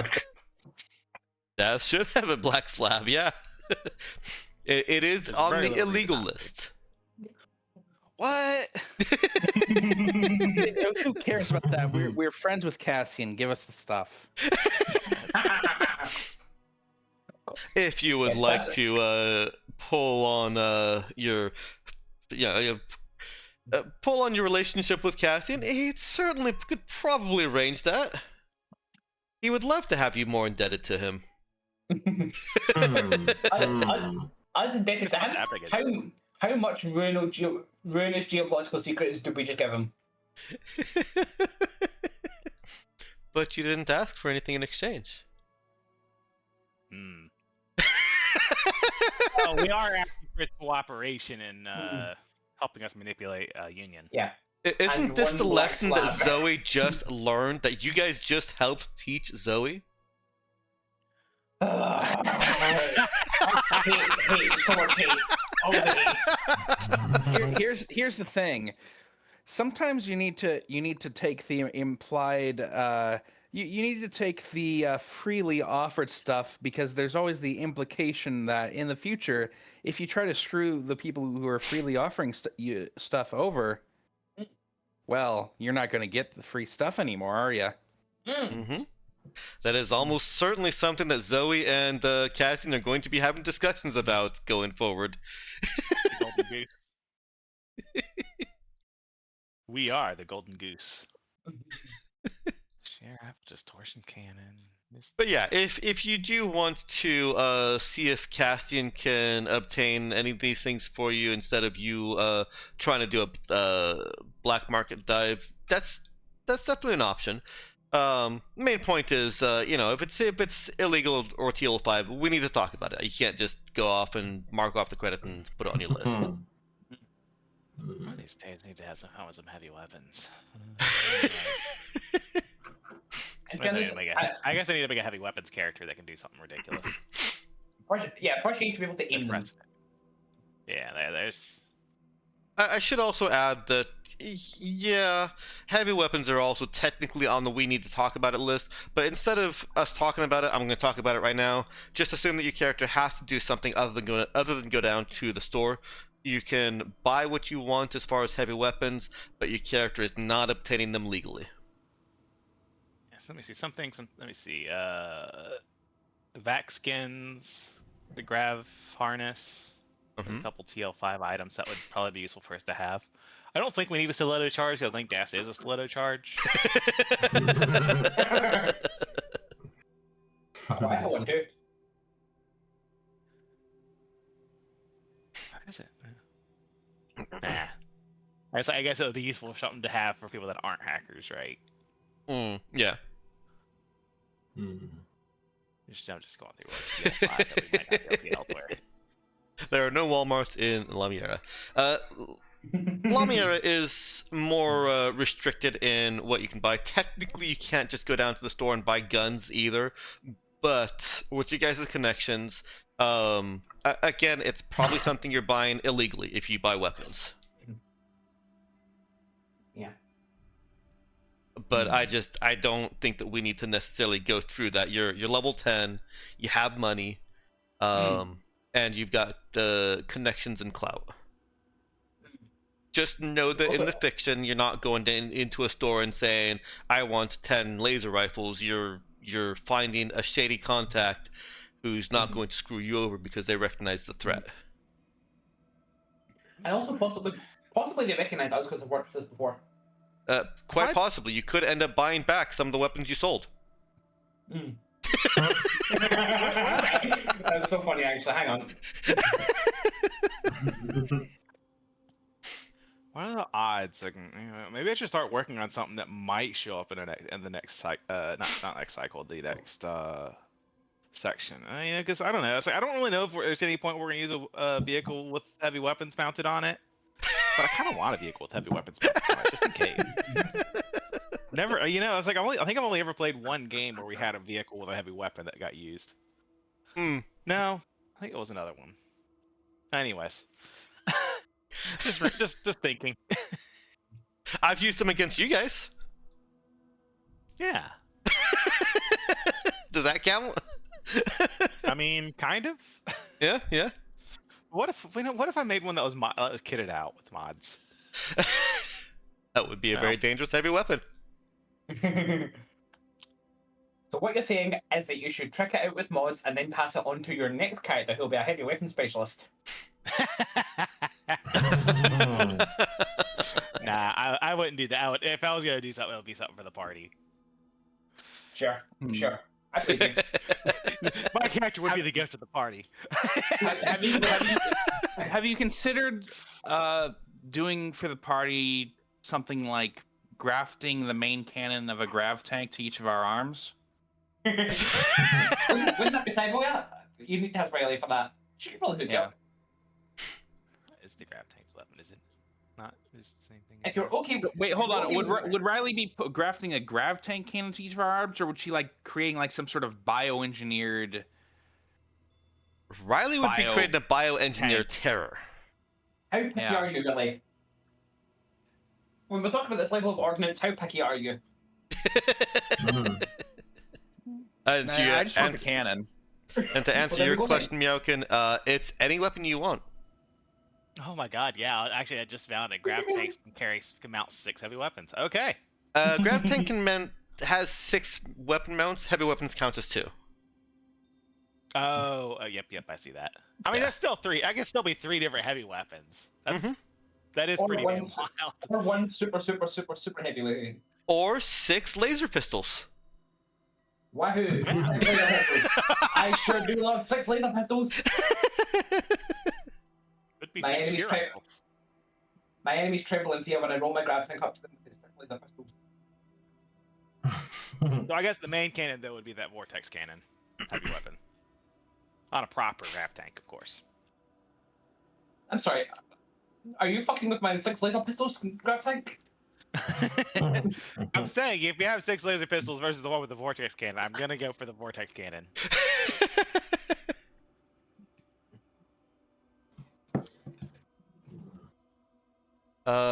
What if instead we wire like 60 laser pistols together?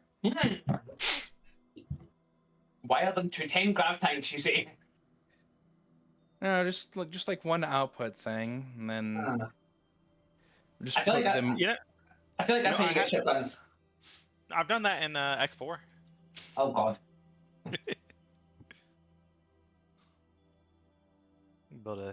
Are we looking a lot of weapons on stations? Are we looking for someone to buy 60 laser pistols from for the purposes of this experiment? I mean, we have an armory.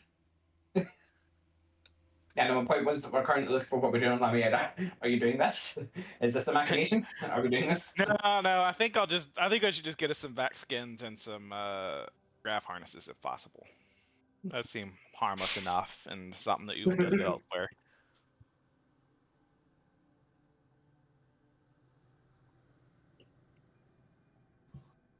So that might be hard to find. That might be pretty penny for them, but you know.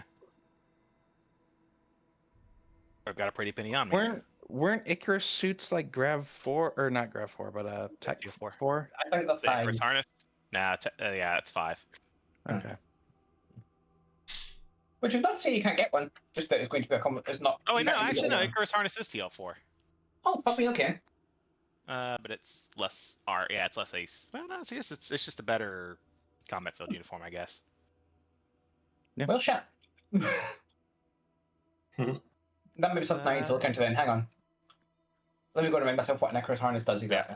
Yeah, so a CFU upgrade. It's basically just a CFU that you can fall in. Okay. Okay. Technically, you can fall on a normal CFU as well. It's just you can't really stop yourself. It's also That's a basically fair point. It's also basically a vac suit. Yes. Honestly, yeah, that's So, the nice part. I'm gonna say yours already basically is. Now I think about it, I guess that mod really is just making it into an Icarus. Well, partway towards an Icarus harness. Yeah. Nice. I mean, yeah, we could just think big. Maybe you can get some line of TL5 armor here. I think TL5's here, y'all. Mm-hmm. You never know unless you ask.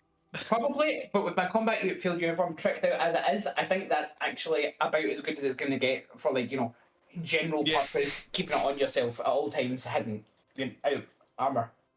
Yeah. Unless. One moment.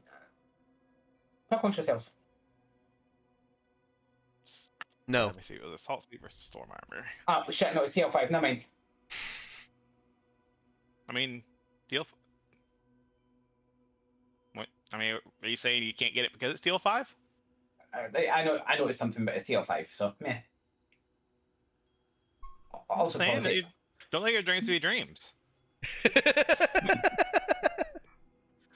Dex, does a force preface require you to use an arm to carry it, or is it just like a buckler type thing? It's a force field buckler. Okay.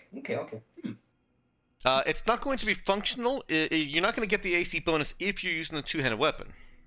Okay. At least I believe. I'll read it real quick. Let me see if I'm making shit up. All shields require one free hand to use effectively. Okay, never mind then. Yeah. I think the benefit of the force preface is that it's not a big physical bulky thing when it's inactive, so you could use a two-handed weapon at that point. You're just not getting the benefit of the preface. Yeah. Well, whenever a shield, it's also effective against advanced weapons. Yeah. Don't. Yeah. I'll skip it for now. Okay.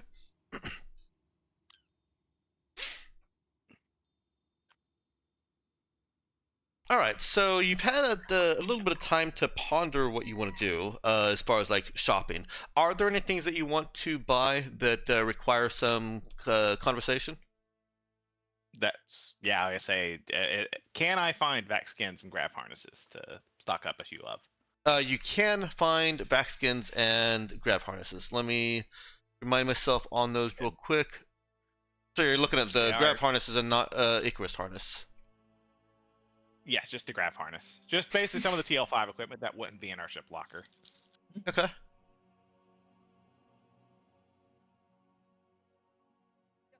We should have at least a few higher end things. Let me see. Actually, I don't remember what the grab harness was versus. I think it's just a reusable grab sheet. But if we can buy them, we might as well have them. Where are you? Tools. 75. Yep. Yeah, we just got there.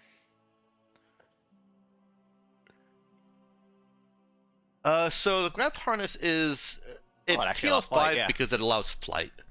That's primarily why it's so restricted. Crawford in setting up this setting did not want flight to be an easy available thing. And grab harnesses would be, you're in addition to them being TL5, they would be restricted here because people flying around. Yeah. Yeah. It's not clean. It's not pretty. But yeah, especially when they get hit by a car or a grab flyer. Yeah. So how many people do you have in your party? We'll just say that you can you said grab harness and oh shoot, what was the other one? Vac skins. Vac skins, yeah. Vac skins, I'm not gonna put a limit on how many you can buy. Keep it within reason. There are not hundreds here. And whoever's doing the shopping for this is going to have to go to the Grand Market. Have I described the Grand Market in House LaRue to this cycle of players? Maybe? I'm not sure. Yeah, I feel like remember we've there or bought not. stuff, but I think so, don't yeah. remember. I know Okay. I busked a bit, and I got my hair dyed. I guess I'll get my hair dyed again while I'm here. Okay. So I ask this every time, and I'm always disappointed. Have any of you seen Valerian? Uh-oh. Sorry. No. Okay. There's a grand market in Valerian on which I'm basing this very, very much. It's basically, you look at the space set aside for the grand market, and it is an open field, enclosed within walls, but it's just a large open field. In House LaRue, it happens to be paved and made pretty in itself, because that is the whole thing of Lumiere. Everything is pretty. So it's not just an open dirt field. Entering the Grand Market, you are provided with a set of VR goggles, allowing you to shop at anywhere on the planet that is that has the Grand Market enabled. You walk around this open field. The VR makes sure that your AI within the VR also makes sure that you're not colliding with anybody or their shopping cart. And people running around and helping make sure that you're not dropping things or leaving wrappers all over the place. It's a very managed experience, but for you as the user, you walk effectively down a street towards a shop. You enter the VR shop and you interact with the real human who is attending that shop through VR on some other in some other city, or possibly even in this same city within the planet. So it is a VR mall, I guess, is a much easier way of describing it.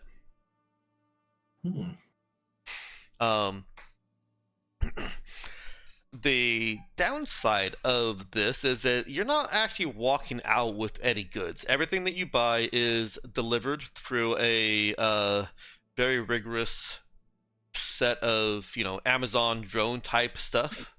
And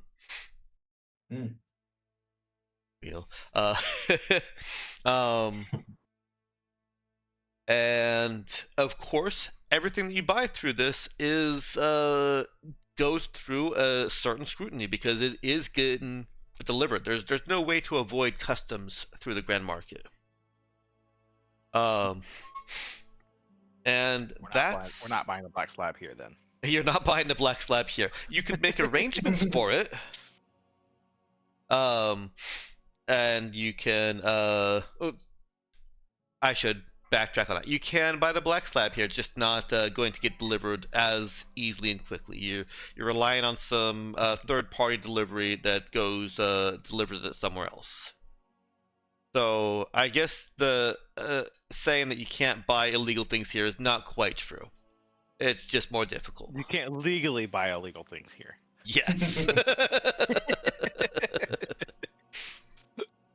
And so, whoever's doing the shopping for the backskins basically goes to a specialty space exploration outfitter.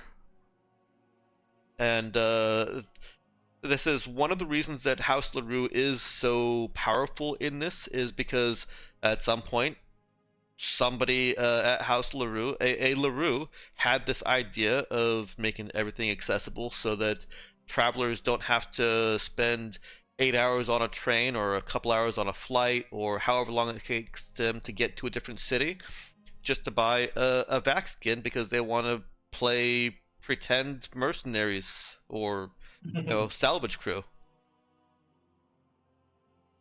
And it has allowed for highly specialized specialty shops to flourish across all of Lumiere, with House LaRue taking a cut of every transaction, of course. Of course, yes. It is a tourist destination. Laws about littering and cleanliness are a little bit relieved here because of how overwhelming this can be for somebody, or how immersively overwhelming it can be for someone. You're just kind of walking along, and you just, what the fuck do I do with this this wrapper? Oh, there's a trash can right there. Well, it's a VR trash can. You're not actually putting it in anything. Normal VR things, right? And so, getting back to your back skins, yeah, you can buy a handful of back skins from a specialty outfitter. You can make arrangements for the Icarus harnesses, or grav harnesses. Yeah, the grav harnesses.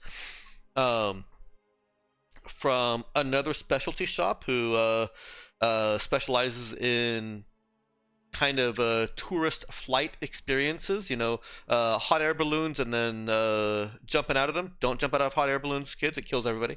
Not if you have a grav harness. Well, no, it's a risk to the people in the basket. Yeah, because they bounce all the place. Yeah. Yeah. Well, there's actually some very interesting physics that go into that, which I will not continue along this path because I'll nerd out on it. Anyways. Oh, yeah. Fair.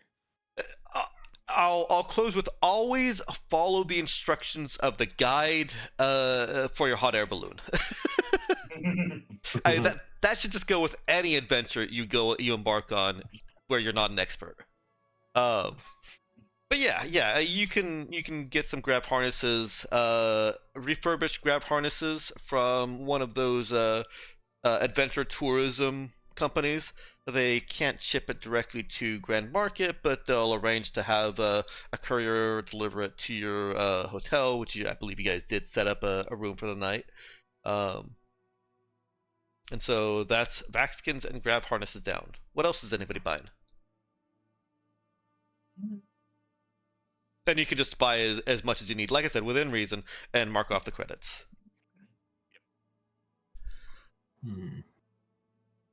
I'm not necessarily going to buy it. Go on.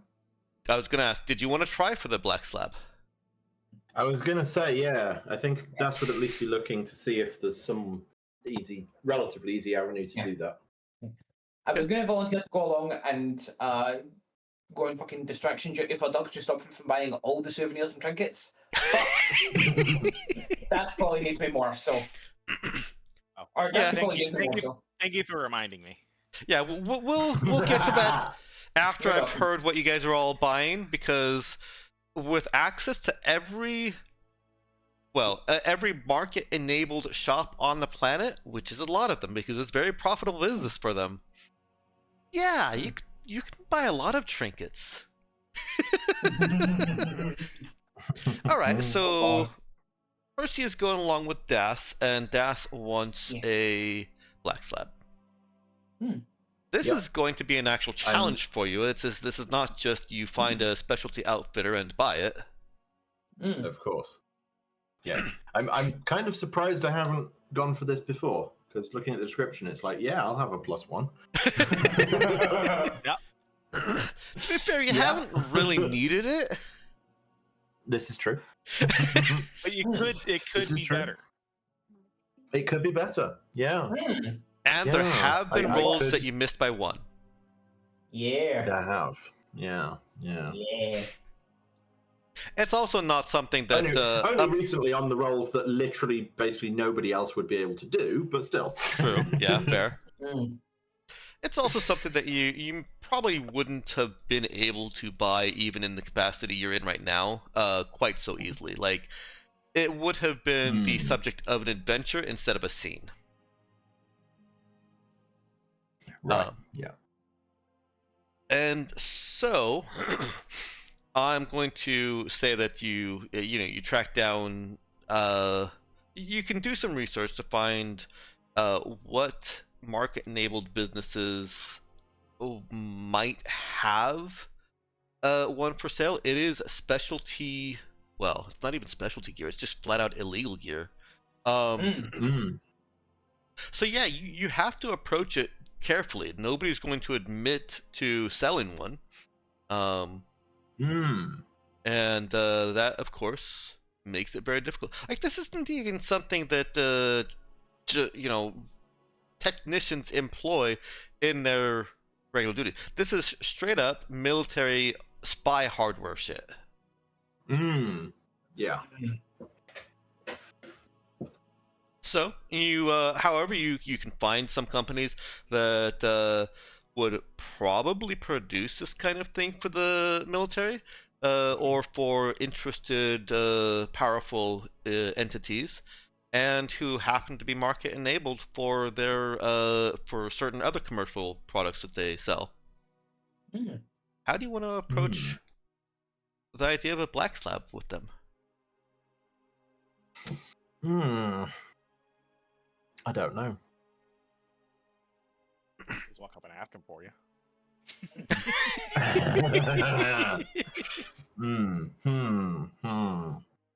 I feel like asking straight up is probably the worst option. Yeah. Yeah. I don't know about that. Do you want to come? Do you want me to come back to you? I don't know. I can I don't pivot know. over Back to will help. I can pivot over to Conozopium.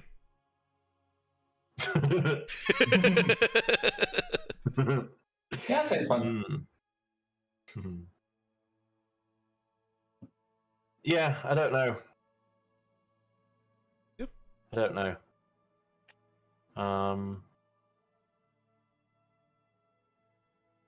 I don't know if going to the companies that make it is quite the best idea. But... I'll expand that list of, if you think of a different route to go than companies that make it, then I mean, you guys, you're in the grand market, and you guys are no slouch at figuring things out. If you have an idea how to approach that, I will hear it.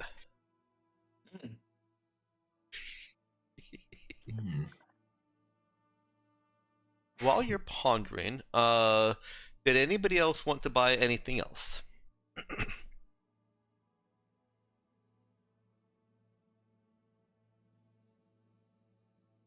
It's out. All right, let's talk about those trinkets and candies and delivery. There are not only specialized shops throughout Lamiera, there are specialized cities.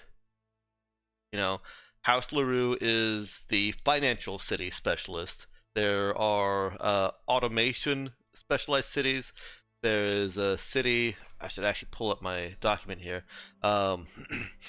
There's a city that's specialized in sweets. And all of them have market-enabled shops, of course. Did we ever mention to Koana that there's a sweet city here? Yeah. Don't believe you did. Do we want to? Do we really want to? Kinda. Yeah, kinda. You know, how about this? We have Koana's next birthday planned out. Just that's what we do for our birthdays. We swing by here and we drop her there for a day.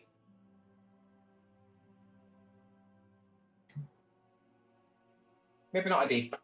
We drop her there with a fixed amount of money. Alright, I'm going to post a list of the houses. Oh, formatting. Why?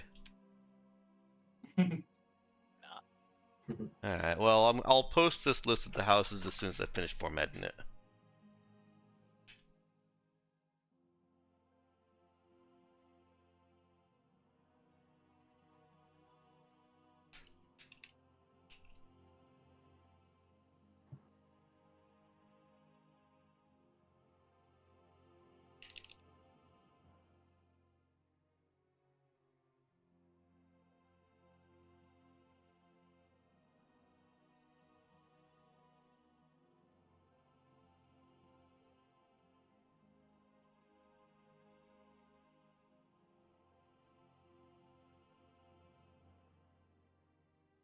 Sorry, I'm afraid I let you go to silence for a minute. Mhm. But here you go.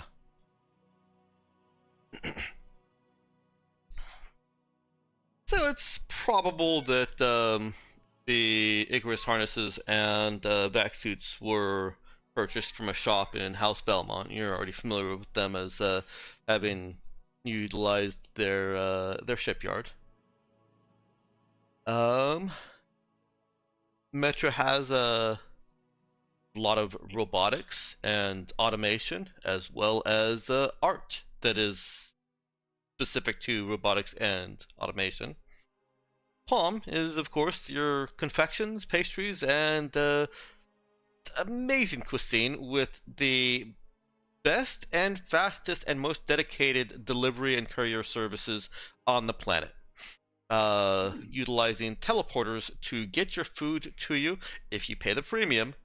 While within minutes of it being completed and finished by the chef. On the streets. Staring. Staring. Oops, No sorry. further comments on it. House Metro doesn't have the automation. House Cherie has the automation with the stockwork, steampunk clockwork and mechanization. And then, yeah, Celestine doesn't have much tourism. Thomas Fritzes.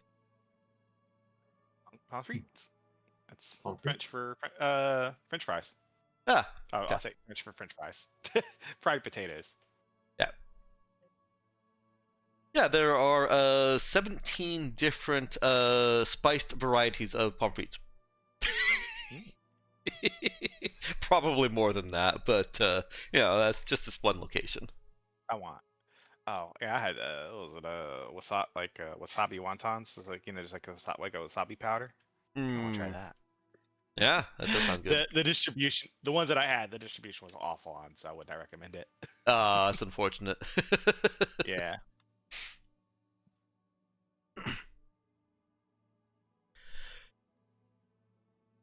All right. Now that I've pimped out Flamiera a little bit here, I'm gonna refocus back over to you, Genja. You come up with an idea for this, and same question goes to Viral if you've got an idea here. I got nothing, I'm afraid. Yeah. Look, I mean, Doug will ask around. Okay.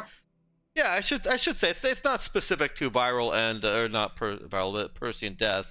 Anyone can, of course, try for that. Yeah. Yeah. Doug's not worried about getting on any little watch list or anything. Even if you do wind up on a watch list, we have someone who can help you with that. Yeah. Well, what kind of approach do you think Doug takes on that? I guess he's looking for like the shiftiest guy around, and there's got to be somewhere where there's some Weasley looking guy. Okay, so he's not taking the I'm trying to buy a black slab approach. He's trying to. The first step is figuring out where the illegal stuff is sold. Mm-hmm. Right, and then you work from there. Okay. Some sort of trail to follow from there, right? Shady guys know the shadier guys, and the shadier guys know where the black slabs can be bought. And they also know even shadier guys. That sounds, if need be, to me initially like a connect skill check. Sure, I've got a +0 in that. I skill check the same. think with wisdom. Charisma? If only I thought of it. I'll take wisdom. Holy shit! Never. See, this is what happens when you're not afraid. Out of curiosity, I'm going to roll it as well. Out of curiosity. Okay. Wow. Yeah, no, fair enough. Yeah. Fair enough, man. Fair enough. Well played. I just, Yeah. I think Doug navigates the conversational and political complications of trying to buy a black slab from somebody, and through kind of, a combination of coded messages and just coded language, and I know a guy who might be able to help you, kind of referrals. I know a guy who knows a guy. Yep. Ends up talking to someone who says that they sell old military surplus equipment in in kind of mystery crate style grab bags. I guess it's not a mystery crate and a grab bag, but yeah, mystery crates. But yeah. I know. It's like certain times records aren't kept quite well, or just something might slip in there that shouldn't have. And if Doug is willing to take that in-fiction risk, I'll say that it's not even going to cost you any extra with a roll of 13 there. You can buy a black slab and you get a couple of other things with it. Some sort of illegal goods gotcha. Is this a thing where it's like on paper he's bought like a bunch of a crate of excess military hardware, and it just like happens that there's a black slab in there that wasn't documented? That's exactly what's going on. Yes. Yep. Funny how that happens. Yeah, it's weird how that happens. Oh, yeah, those are supposed to be taken out of there. Oh well. So. Yep. Just look like any other sort of data slab. For your 10,000 credits, you get a black slab. You also get 10 Insta panels, a pressure tent, just because. I think we have unlimited these essentially. Yeah, you get a bunch of things that are already in your ship locker. I'm not tracking it then. No. Yeah. We will track it right up until the point that it enters the ship locker, at which point it enters into the vague, like, there is stuff in the ship locker. We can just dump it on the on our guests. They can make use of it. Yeah, this can all be surplus stuff that is useful for them, and doesn't bring the GM's stare at you for abusing your ship locker. There you go. Black slab obtained. That money's coming out of your pocket, right, Das? I mean, Doug will pay for it. But Doug's gonna go ahead and pay for it. It's fine. I don't have anything else to do. I have so much money that I'm not going to do anything with. Yeah, well, buying a spaceship. Doug's gonna go ahead and pay it. Okay. Just because I guess it's actually kind of funny. Just buy your own spaceship. It'll be fine. You guys could commission spaceships. Yeah, we probably could. Yeah. Because you have 3 million Nox bucks. That too. Yeah, that too. But you could spend your own money commissioning spacecraft through your connection with Cassian. You can even get military ships through House Belmont. Fancy. That will be a very useful thing next cycle. Possibly this cycle, definitely next cycle. Oh, sorry, next campaign. What was the term for it? I don't know. It's not next campaign. The war segment.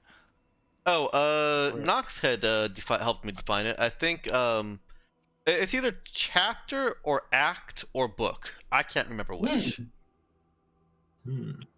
I think act seems the most. I think that's what Nox settled on, yeah, as most appropriate for how this is structured. Yep. Anyways. All right. So shopping episode done. What do you think Doug ended up with in terms of additional purchases and knickknacks? I thought you were about to ask what color my hair is now. Neon blue. Okay, got it. Of course it was. Oh gosh, I don't know. Probably some like decals and well, gosh, that'd be a lot of decals. Probably something to print my own decals for my hog. Okay, maybe a database of official NFT style decals. Like you're allowed to print it on as long as you with certain terms and agreements and all that. Yeah. Something ridiculous like that they would definitely have in the future. That would be that's like dystopian. Yeah. But anyways, here we are. Okay. What about Percy? No, if anything, Percy being there is why Doug only gets that much. Okay, all right. Then does Das sneak anything past Percy? That's what am I maybe sneaking past? Trinkets, sweets, anything that Das might have impulse bought. You can probably get away with it. Percy's focusing on Doug because Doug is like a koala in a candy city. I think I've restrained myself. Okay. Here is my question, Dex. What to someone from Audrema would strike them as extremely interesting? Quite possibly the steampunk type stuff. How Cherie? Okay. Because life on Audrema is kept fairly simple. You don't need useless automation. You don't need a cuckoo clock when you've got a panel that can show you the time. Perfect. I buy 3,000 cuckoo clocks. Oh dear. And I line the halls with them. You know what? You buy all of those, you take them to Audrema, and then next cycle we get there and everyone is cuckoo. I buy 3,000 cuckoo clocks that are all slightly mistuned in slightly different ways, so they all go off at different times. I'm sorry, that sounds like a horrid cacophony and is illegal on Lamiera. No, it's not. It's not that. It's a cacophony. No, I'll buy a decent amount of the steampunk stuff. Sure. Okay. Bunch of various trinkets. I'll put some cuckoo clocks in various places, slightly hidden. Oh no! The Raza has turned into a steampunk jump scare. Yeah. Not on my watch, it hasn't. All right. Instead of Five Nights at Freddy, 5 Nights at Cuckoo. All right. How many credits for 1 ton of various steampunk stuff? How about we call it 1,000? Okay. That feels on the high end, but you're also on Lamiera. Yeah. I also just said a ton. You did say a ton.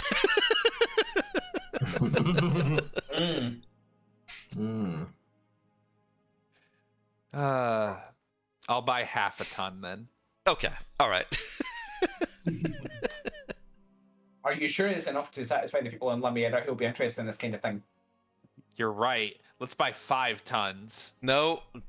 Viral? This is the opposite of what you said you were doing. I know. I wasn't actually trying to encourage Lulu. I'm mostly just fucking with him. I know. Alright. How about Kana? Okay. 5 tons is not allowed. How about Unless 10 it's tons open. then? No. That's the opposite of haggling. No. What if it's a trade good? Are you planning on selling it to A1? Maybe. Realistically. It's possible. I would Okay. sell some of it. Would you sell any of it? Sorry, any of what? The fucking 10 tons of steampunk knickknacks that Lulu's trying to buy. I might. Okay, cool. But I'm willing to let that sell it. only if Lulu says to sell it. I'm going to step in as GM here and say that if you are buying it as trade goods, we have to use a trade. We're going to use the trade goods rule. All right. You know, Yeah. let's go ahead and if we're doing shopping anyway, let's see if we can find any good deals. You know what? Yeah. Like we're already out shopping. Let's go ahead and see if we can find something good that we can hawk for chip money for the next cycle here. Let me finish up with the knickknacks and get what Kanna's focus on Kanna for a second. Let's see. So we've got sweets plus Space Hershey Park tickets. Okay. Space Hershey Park is a house palm thing that actually exists. Plants is also house palm, and acquiring a VI drone. So good thing you'll only be asking the doctor because you don't have the child with you.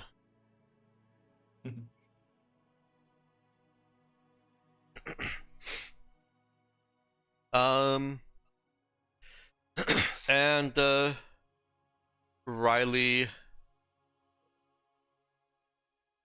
pardon me. Yeah, Riley can tell Kanna how and where she no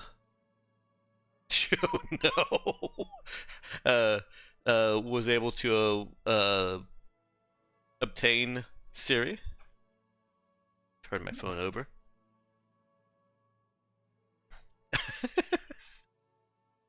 Alright. And it's another kind of complex process of getting licensed and allowed to buy that kind of thing.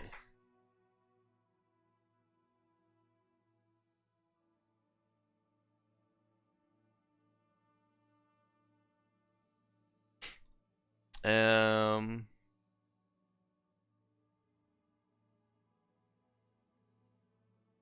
trying to remember if any of the yeah, there are restrictions on the purchase and sale of VIs because you have Vicky. Not because it's not Vicky's fault, but Yeah. Vicky is a product of those events. We still have her with us. You do. It's just basically her presence means that events have occurred on Lamiera that have made the purchase of potentially sentient machines much more difficult. And she was actively involved in that kind of activism. That is what Vicky is. She was an activist against buying and selling VIs. Yeah, but we're a special case. You are a special case.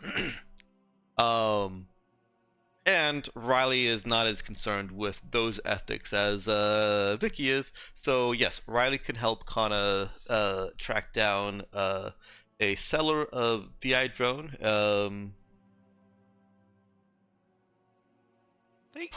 All our crew knows about this, about sapient androids, right? They ate us.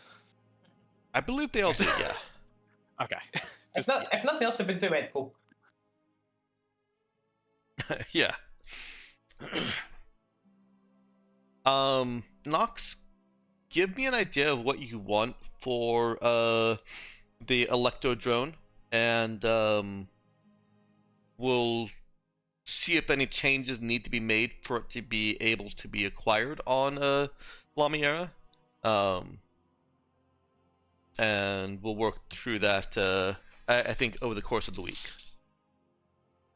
Go ahead and have her spend a few credits on the suites, Space Hershey Park tickets, and the plants. Probably about 20 to 50 credits tops. And then let's go ahead and roll and see what is predominantly for sale at reasonable prices on Lamiera. Who wants to roll it? This is just two D10 rolls to see what is on the market.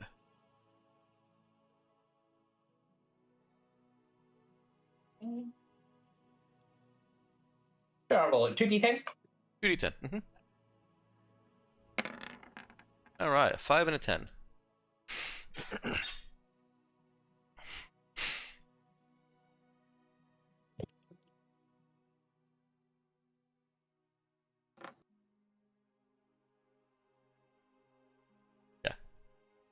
That's probably doable, Nox.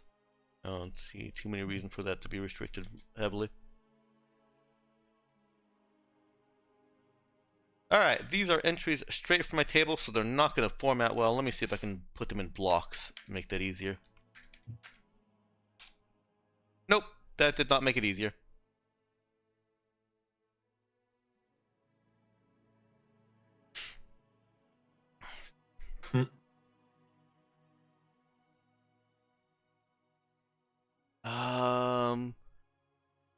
Roll me a d6 or d3.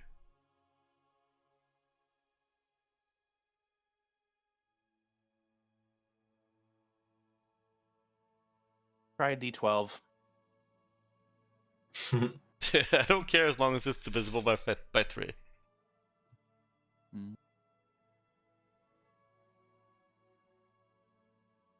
Alright, I will roll it.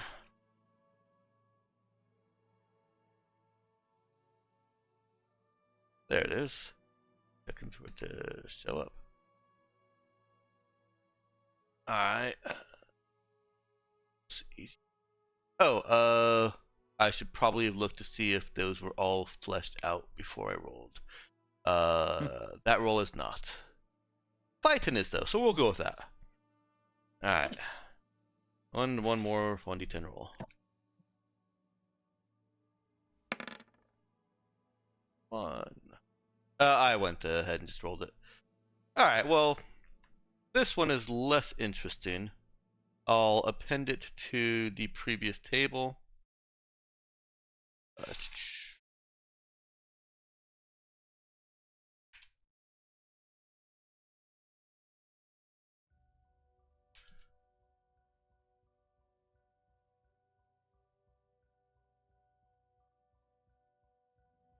Well as what they are.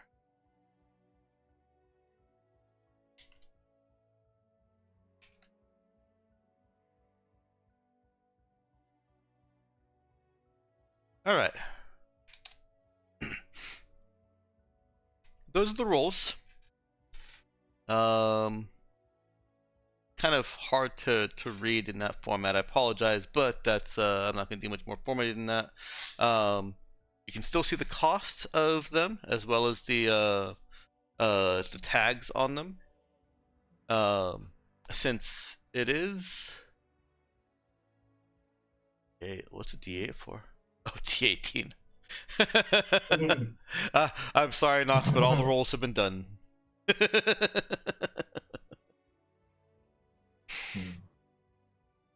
Alright.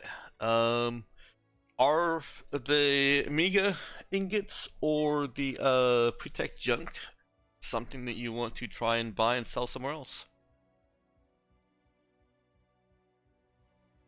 I should probably tell you that the cost for Pretech. Here. I'll just append this to the table.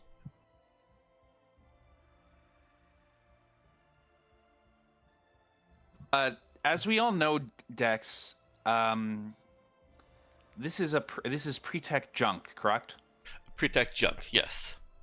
And a junk is a type of ship. So this is a Pretech ship. No. Yes, I will allow you to set it out in space and hop on and try to ride it somewhere. Good answer. Yeah. Are you satisfied with that?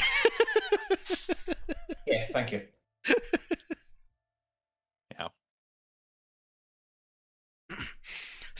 the pre-tech junk is actually going to be more expensive to buy here because it's got that +1 modifier.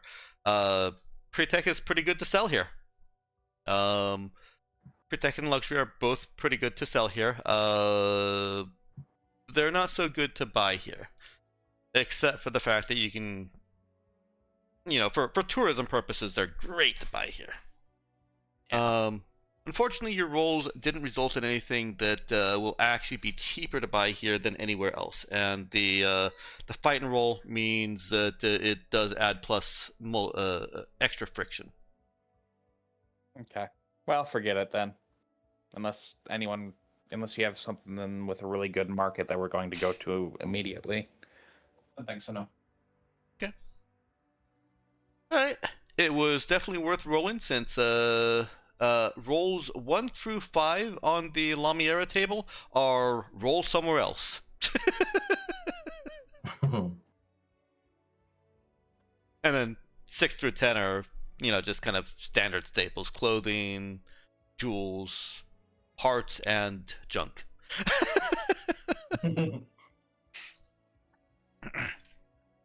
All right. Nox, does Percy's drone satisfy what you're looking for?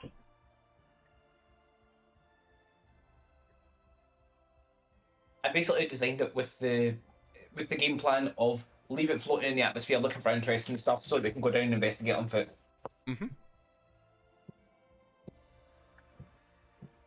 Okay, I've not been using it much, so yeah, you're welcome to borrow it. Just if I want it back, if I want it back, give me it or pay me half and we can share. It does not have expert system, so it can't act on its own. And it's not an electo, so it can't again act on its own. But it does have the station keeping, which means you don't have to be consciously controlling it at all times. Yeah, and also it'll stay up forever, basically. Yeah, basically. It'll stay up until someone bumps into it. It is similar to the drone Das has as well. I think you've got sensor transparency, but otherwise they're identical. Okay. Oh, you probably have room for nothing on yours then. Do you not? Yes, but I couldn't work out what to put on, I think. Fair. The VI portion is a distinct benefit. Okay, you might want to get your own then. Yeah. You may also want to get drone wrangler so that you can also borrow this and just have double extra visibility. Well, like I said, we will work out over the next week if it is cyberware.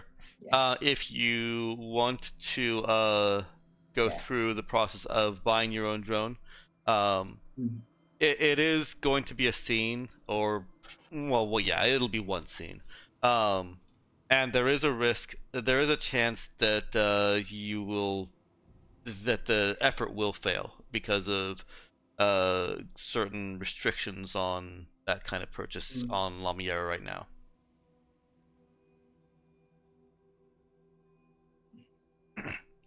If it fails, you can probably still go back to Cassian and ask for his help. Oh dear.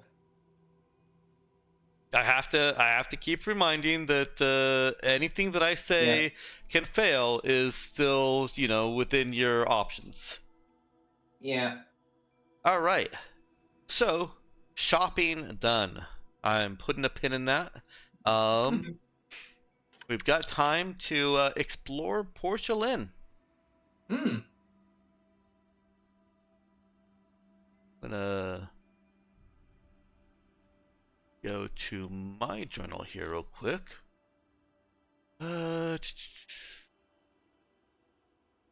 Portia Lin.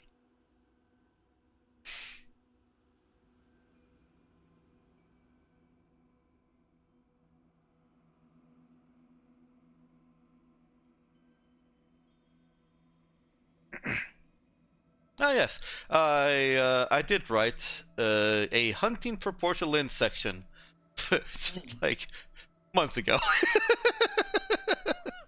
Back when you Yeah. left her here, You know, basically. perhaps we might want to come. I mean, to be fair, I think we did make it clear we were going to find her again in the future. Or try You to. did. You Yeah, did. Yeah. we did. It was also, not just for you, it was for me to know what she's doing here, and if I needed to make any events about it.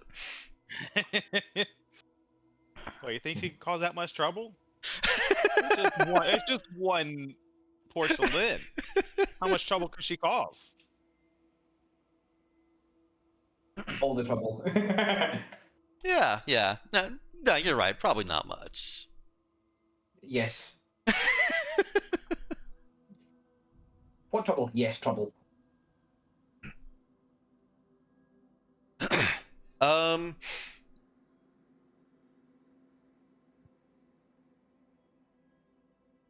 So, Elise finds Portia Lin. You know what? Somebody go ahead and give me a skill check for Elise. I want to see just how much information I'm going to give you. We'll do this with notice and I can't remember what her good attributes are. Wisdom, I think. Wow. I really don't. I think she cast off wisdom. I think she was wisdom, yeah. Oh, wow, yeah, she did. Okay, that works. Yep. Go ahead and roll this with notice and wisdom. Well, oh, her notice is only 1. That's fine. You'll be okay. Yeah, she has a guy for that. It's me. I'm the guy.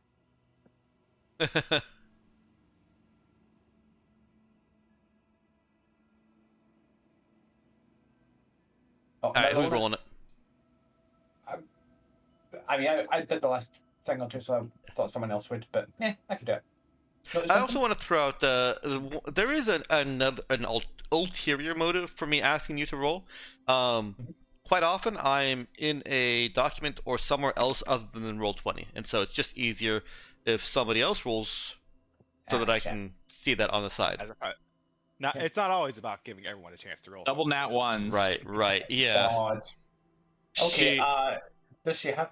She does have a reroll through her precog, and I'll allow her to use it for this. Okay, I was just looking for it there. Yeah. Quadruple nat ones, here we go. That's better. Yeah, it's better. Yeah, I wouldn't say good, but better. Legally speaking.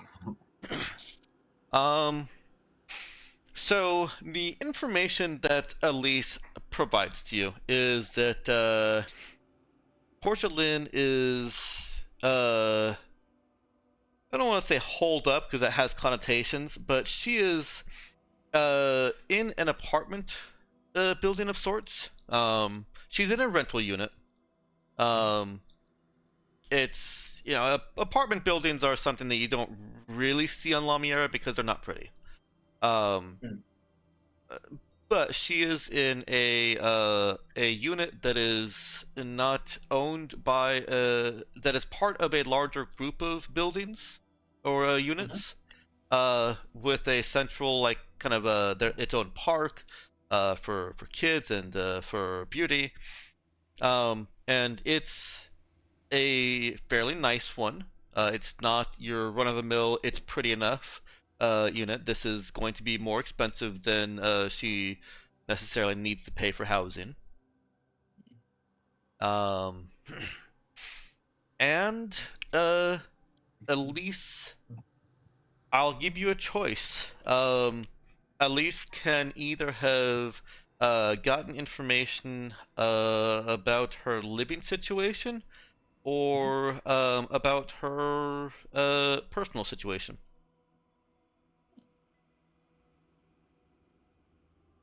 Personal situation seems more important to me. I mean, if we know a living situation, we can go there and ask her about a personal situation. Well, I'll be clear. You have her location. Okay. Okay. Yeah, I don't want that to influence your decision there. Okay. I'm sorry, I spoke over you again, Meowkin. No, you're fine. Okay. I was just pretty much reiterating. Okay. Any further thoughts on my personal situation, or any further thoughts from anyone else? Not really.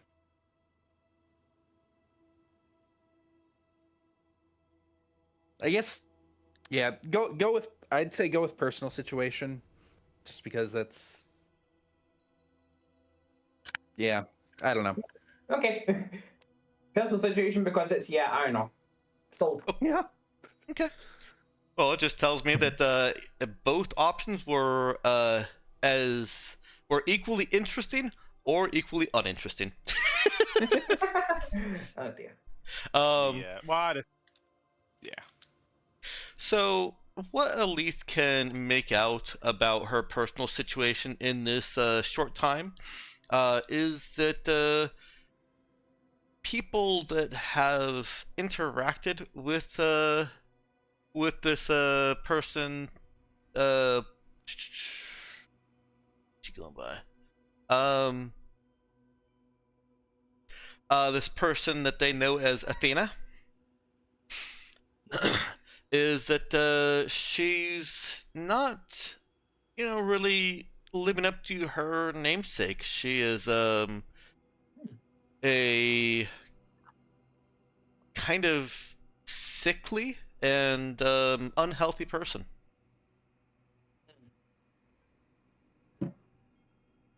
Physically unhealthy. Huh. Oh yeah, that whole thing. Hmm? I think someone remembers something from Cycle 2.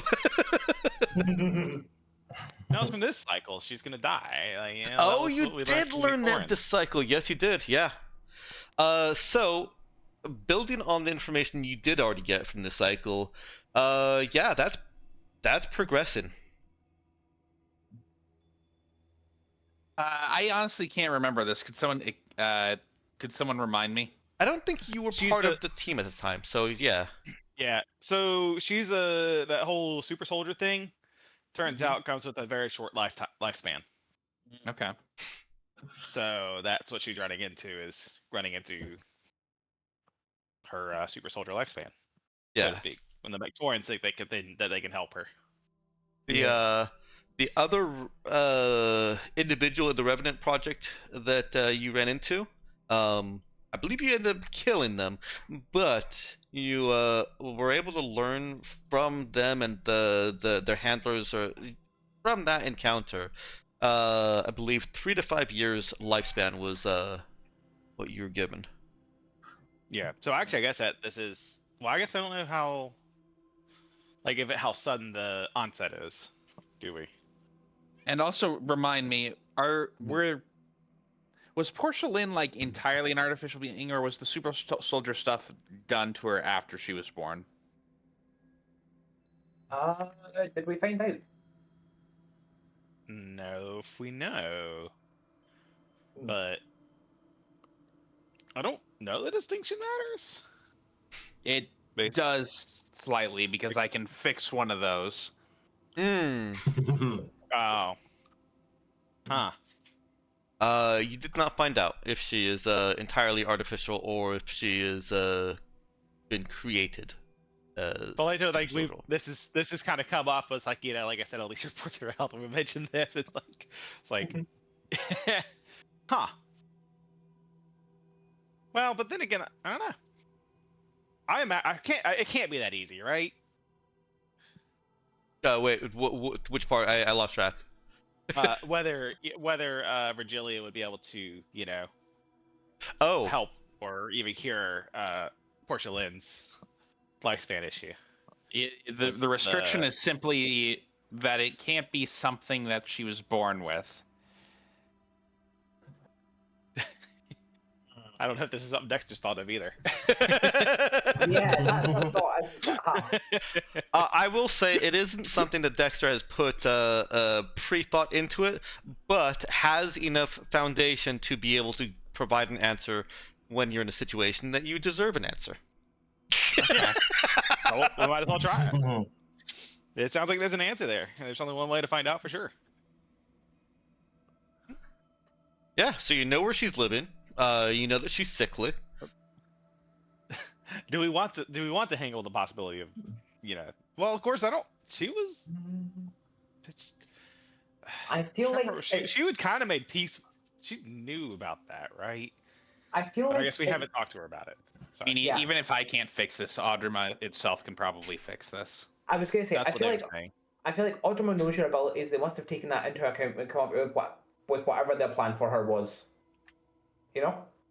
Part of letting Virgilia leave Audrima was actually it did actually involve Portia Lin, and something about bringing her around. Yeah, I don't think we're going to be able to get the people, like they're not going to, they're probably not going to be willing to accept the people there from us unless we also bring them Portia Lin. Right. Yeah. That was also part of the deal. Yeah. Yes. That we figured. Okay. Yeah. Yeah. So, yeah, let's go see what's up. All right. I'm scanning through on Portia Lin's name, spelled properly. Yeah. Well, remember, spelling it properly helps the searching for information too. Yeah. Yeah. If you just search for the first half, you will find all of them. I refuse. Okay.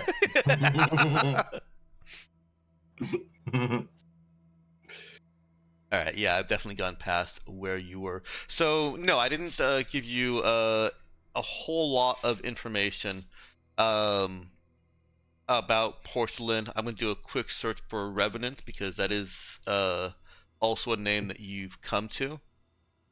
And that just brings me right back to the same end of session 52 log, in which you I note that you fought a Spectrestar Technologies Revenant, destroying it before it could kill Portia Lin. Confirmed he was a product of a most assuredly Maltech super soldier program, and Portia Lin as the template, precursor, and or general overachiever of the program. And this is the part that I was looking for. She was convinced that you convinced her you're not her enemy, that Spectrestar is not her friend, and she has a daughter named Athena on Lamiera. Huh. I forgot that particular detail. Huh. I remember there was a daughter. I didn't remember that was Athena. I thought for some reason assuming Athena was Portia Lin's cover name or something like that. Really adopted name. Portia Lin I did forget. Yeah, she is using Athena as a cover name now. Oh, okay. So it has become both. Okay. Okay. Okay. That's what I thought. Yeah. Okay. But I suppose that doesn't. No indication that she's found Athena. That was not a detail that Elise has uncovered. No. Okay.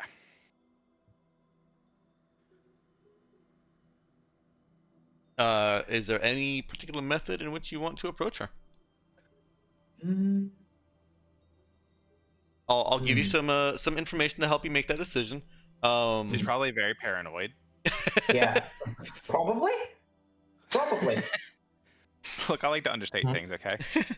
Elise has kind of pieced together, is what I mean to say, a kind of daily pattern for her. And so if you want to catch her tonight, there is one more opportunity where she's going to go out to a particular cafe for food. You know what cafe it is. You can get there before her. You can meet her there after she arrives. Or if you'd rather meet her somewhere else during daylight hours, where if she decides to run, it's not as hard to find her. You have enough of her schedule that you can meet her during her daily activities.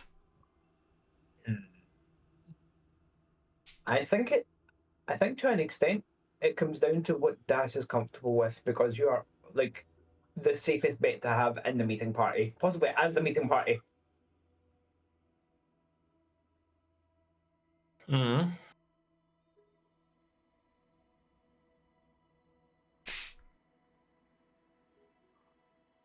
So, What do you reckon?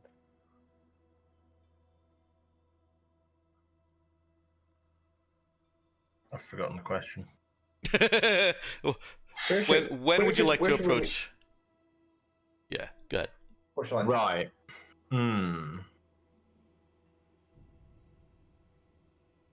Is she like Hmm. working somewhere as part of the cover, or? No, she is not employed. Okay.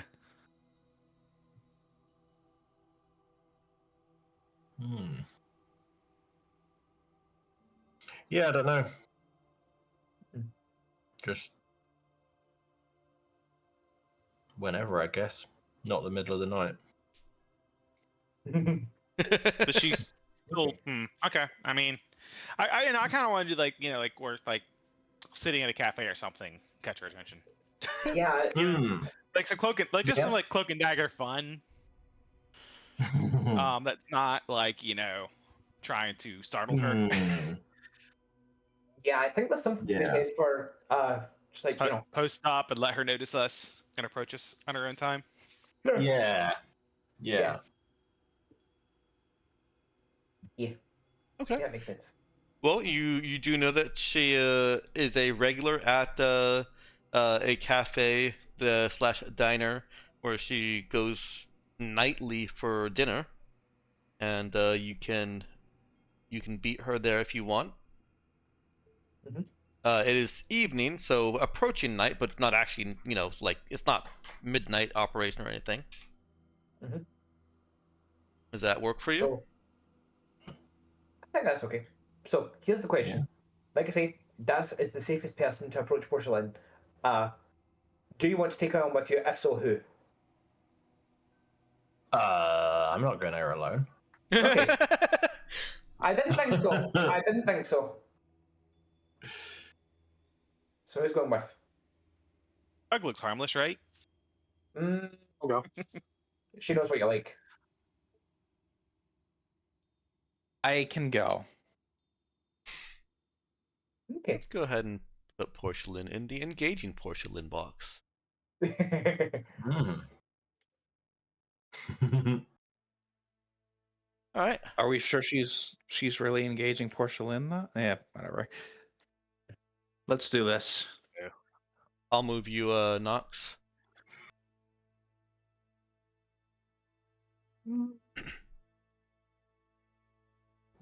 I'll skip this one actually. Pessy looks menacing. Okay. And you said Virgilia's going? Yeah, sure. Yeah. How did that get? Oh, that is an N. There's a star in the background making my N look like an H, and I don't like it. There.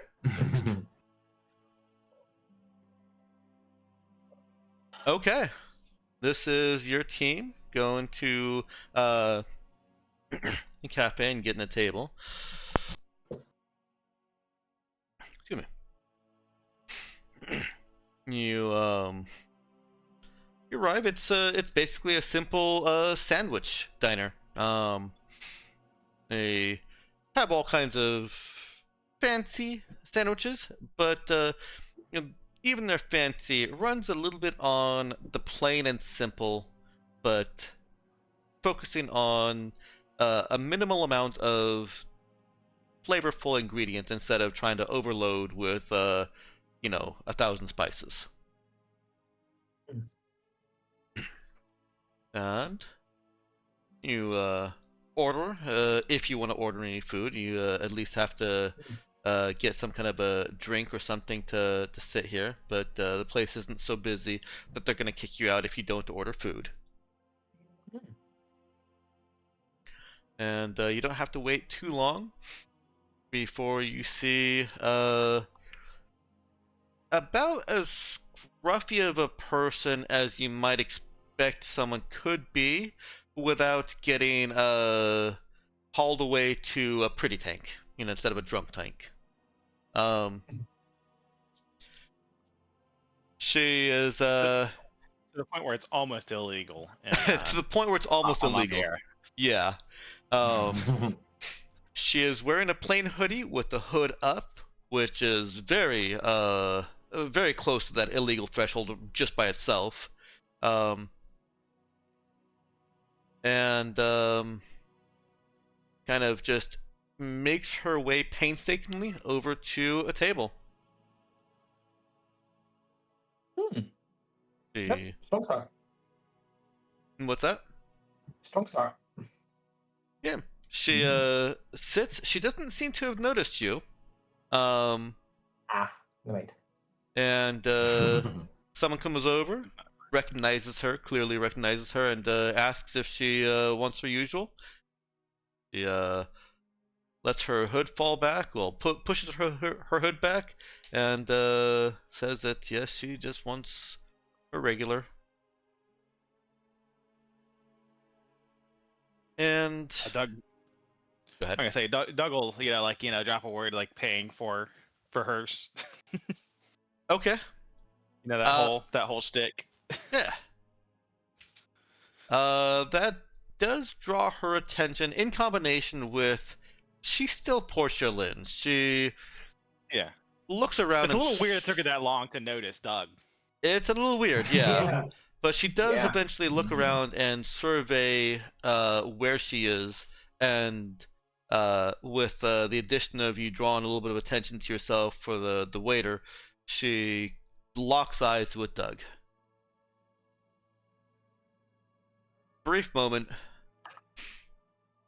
and then looks away.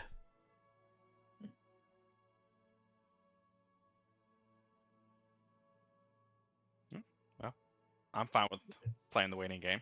Mm-hmm. She'll get curious eventually. Don't let her fool you.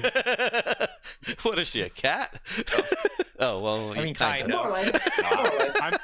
I'm actually oh gosh, what was it? How was it in Always Sunny in Philadelphia? Where they're posted up at the table. They're posted up. Oh no. They come to us. No, that's not the mentality Doug has. But if you're willing to wait long enough, then her sandwich is delivered with a side of fries. You can see that they're the lightly spiced variety of fries, and I see what's happening here. Dexter's trying to play chicken. See how much description of Portia Lin's daily routine he can get away with before we break and go.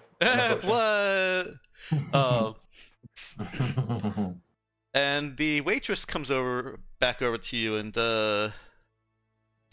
says, basically thanks you for your kindness, but there are pre-existing arrangements that supersede. But says that she did inform Athena of your gesture, and or attempted. Yeah, and says that she was appreciative. All right. As soon as your waitress has walked away, your and Athena's waitress are one of the same. Athena, Portia Lin. Portia Lin does get up with her plate and her water, and she walks over to your table. Anyone that wants to can roll notice check, because she's not looking sickly or pained or like she's struggling as she walks over to you. Virgilia, however, and Virgilia and Das still see signs that she is she's in some noticeable pain, and she's definitely doing a good job of not showing it.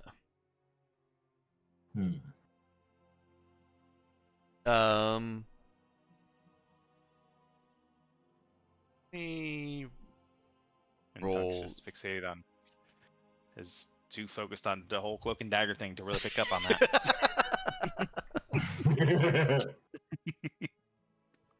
I think Kana would also pick up on it, but not Doug. There's nothing safe in that roll. Oh dear. So yeah, she's putting on a she's not showing her weakness. Or trying not to.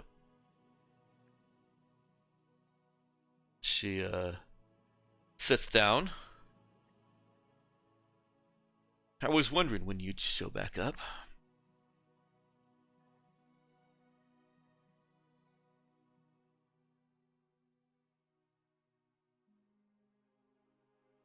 The bill has come due. No, I think I think No, yeah, no, I don't think that's. Yeah, no, don't mind me. Yeah. I don't know what I'm trying to say here. I think they've got like half an hour before they want to change this table out for someone else. So I think we've got a bit for the bill. Look,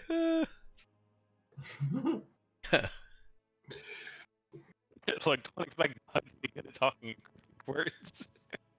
You were breaking up a little bit there, Meowkin. What was that? Yeah. Sorry, yeah. I was like, yeah, don't expect Doug to be good at speaking cryptic language. Yeah.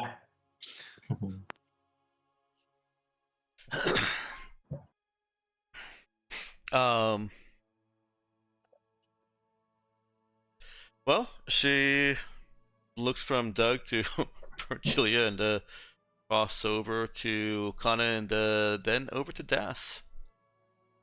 Back at her plate.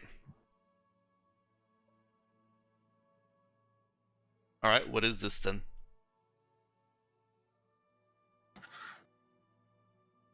And she coughs. Like an actual sickness cough. I mean, shall we be upfront? I mean, I guess this is surveillance state, so maybe we don't want to give all the details here in public. Oh yeah, you're definitely being recorded. Yeah. So we need to arrange someplace where we can speak privately. Would you like to come back to the ship with us just for a bit? I understand if that's not an option.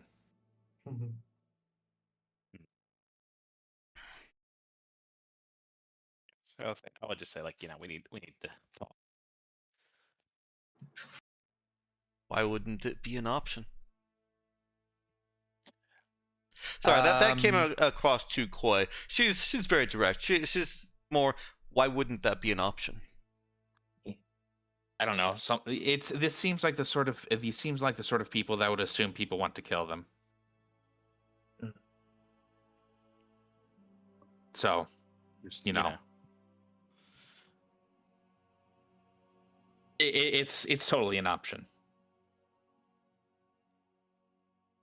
We just don't know if you trust us enough. Yeah. It's still my ship, and I go where I want. Then great. Do you want to go to the ship? I would like to see it again. Great. All right, we have an arrangement. I believe technically it's not her ship. I'm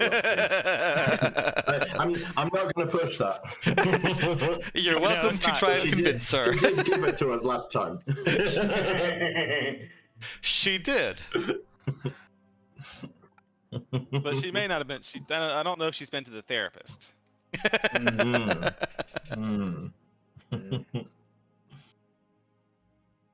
Is that something we can ask in a public space? It's like, have you been to a therapist? You can ask. So I guess, like, I guess Doug will just, should be making, small talk. It's like, so I'm gonna how let you been? It's like, no, I'm gonna let those of you with the either paranoid or an interest in the spycraft.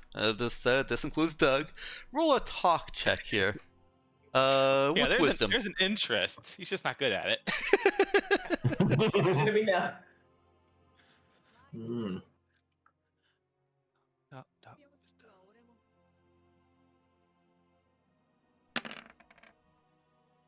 Okay, that's not great.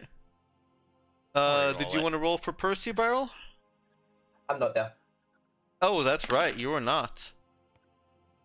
Oh, that's better. I should have been there. The spycraft thing would also include Kana, if you want.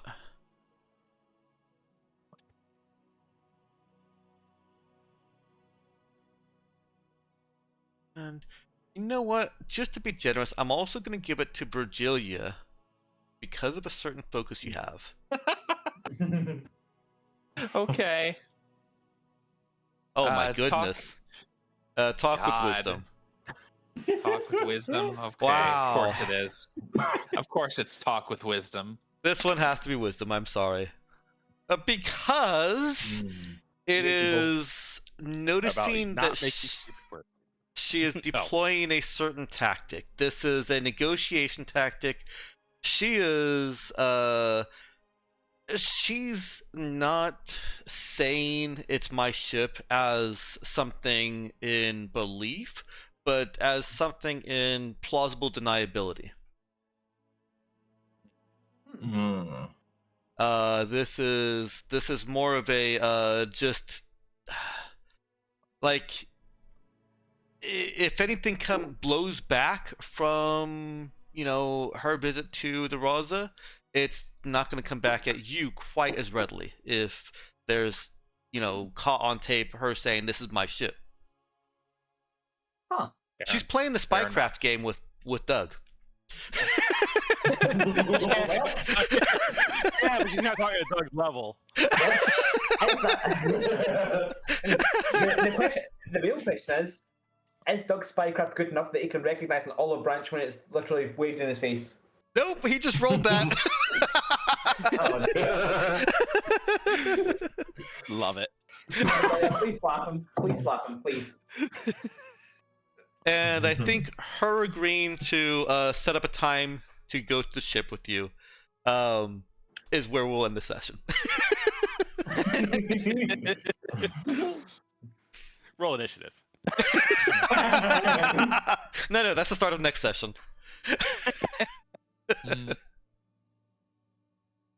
Unless there's anything else anybody wants to fit into the scene or do, I'll go ahead and post the end screen. An initiative roll by the sounds of it. No, that's next session.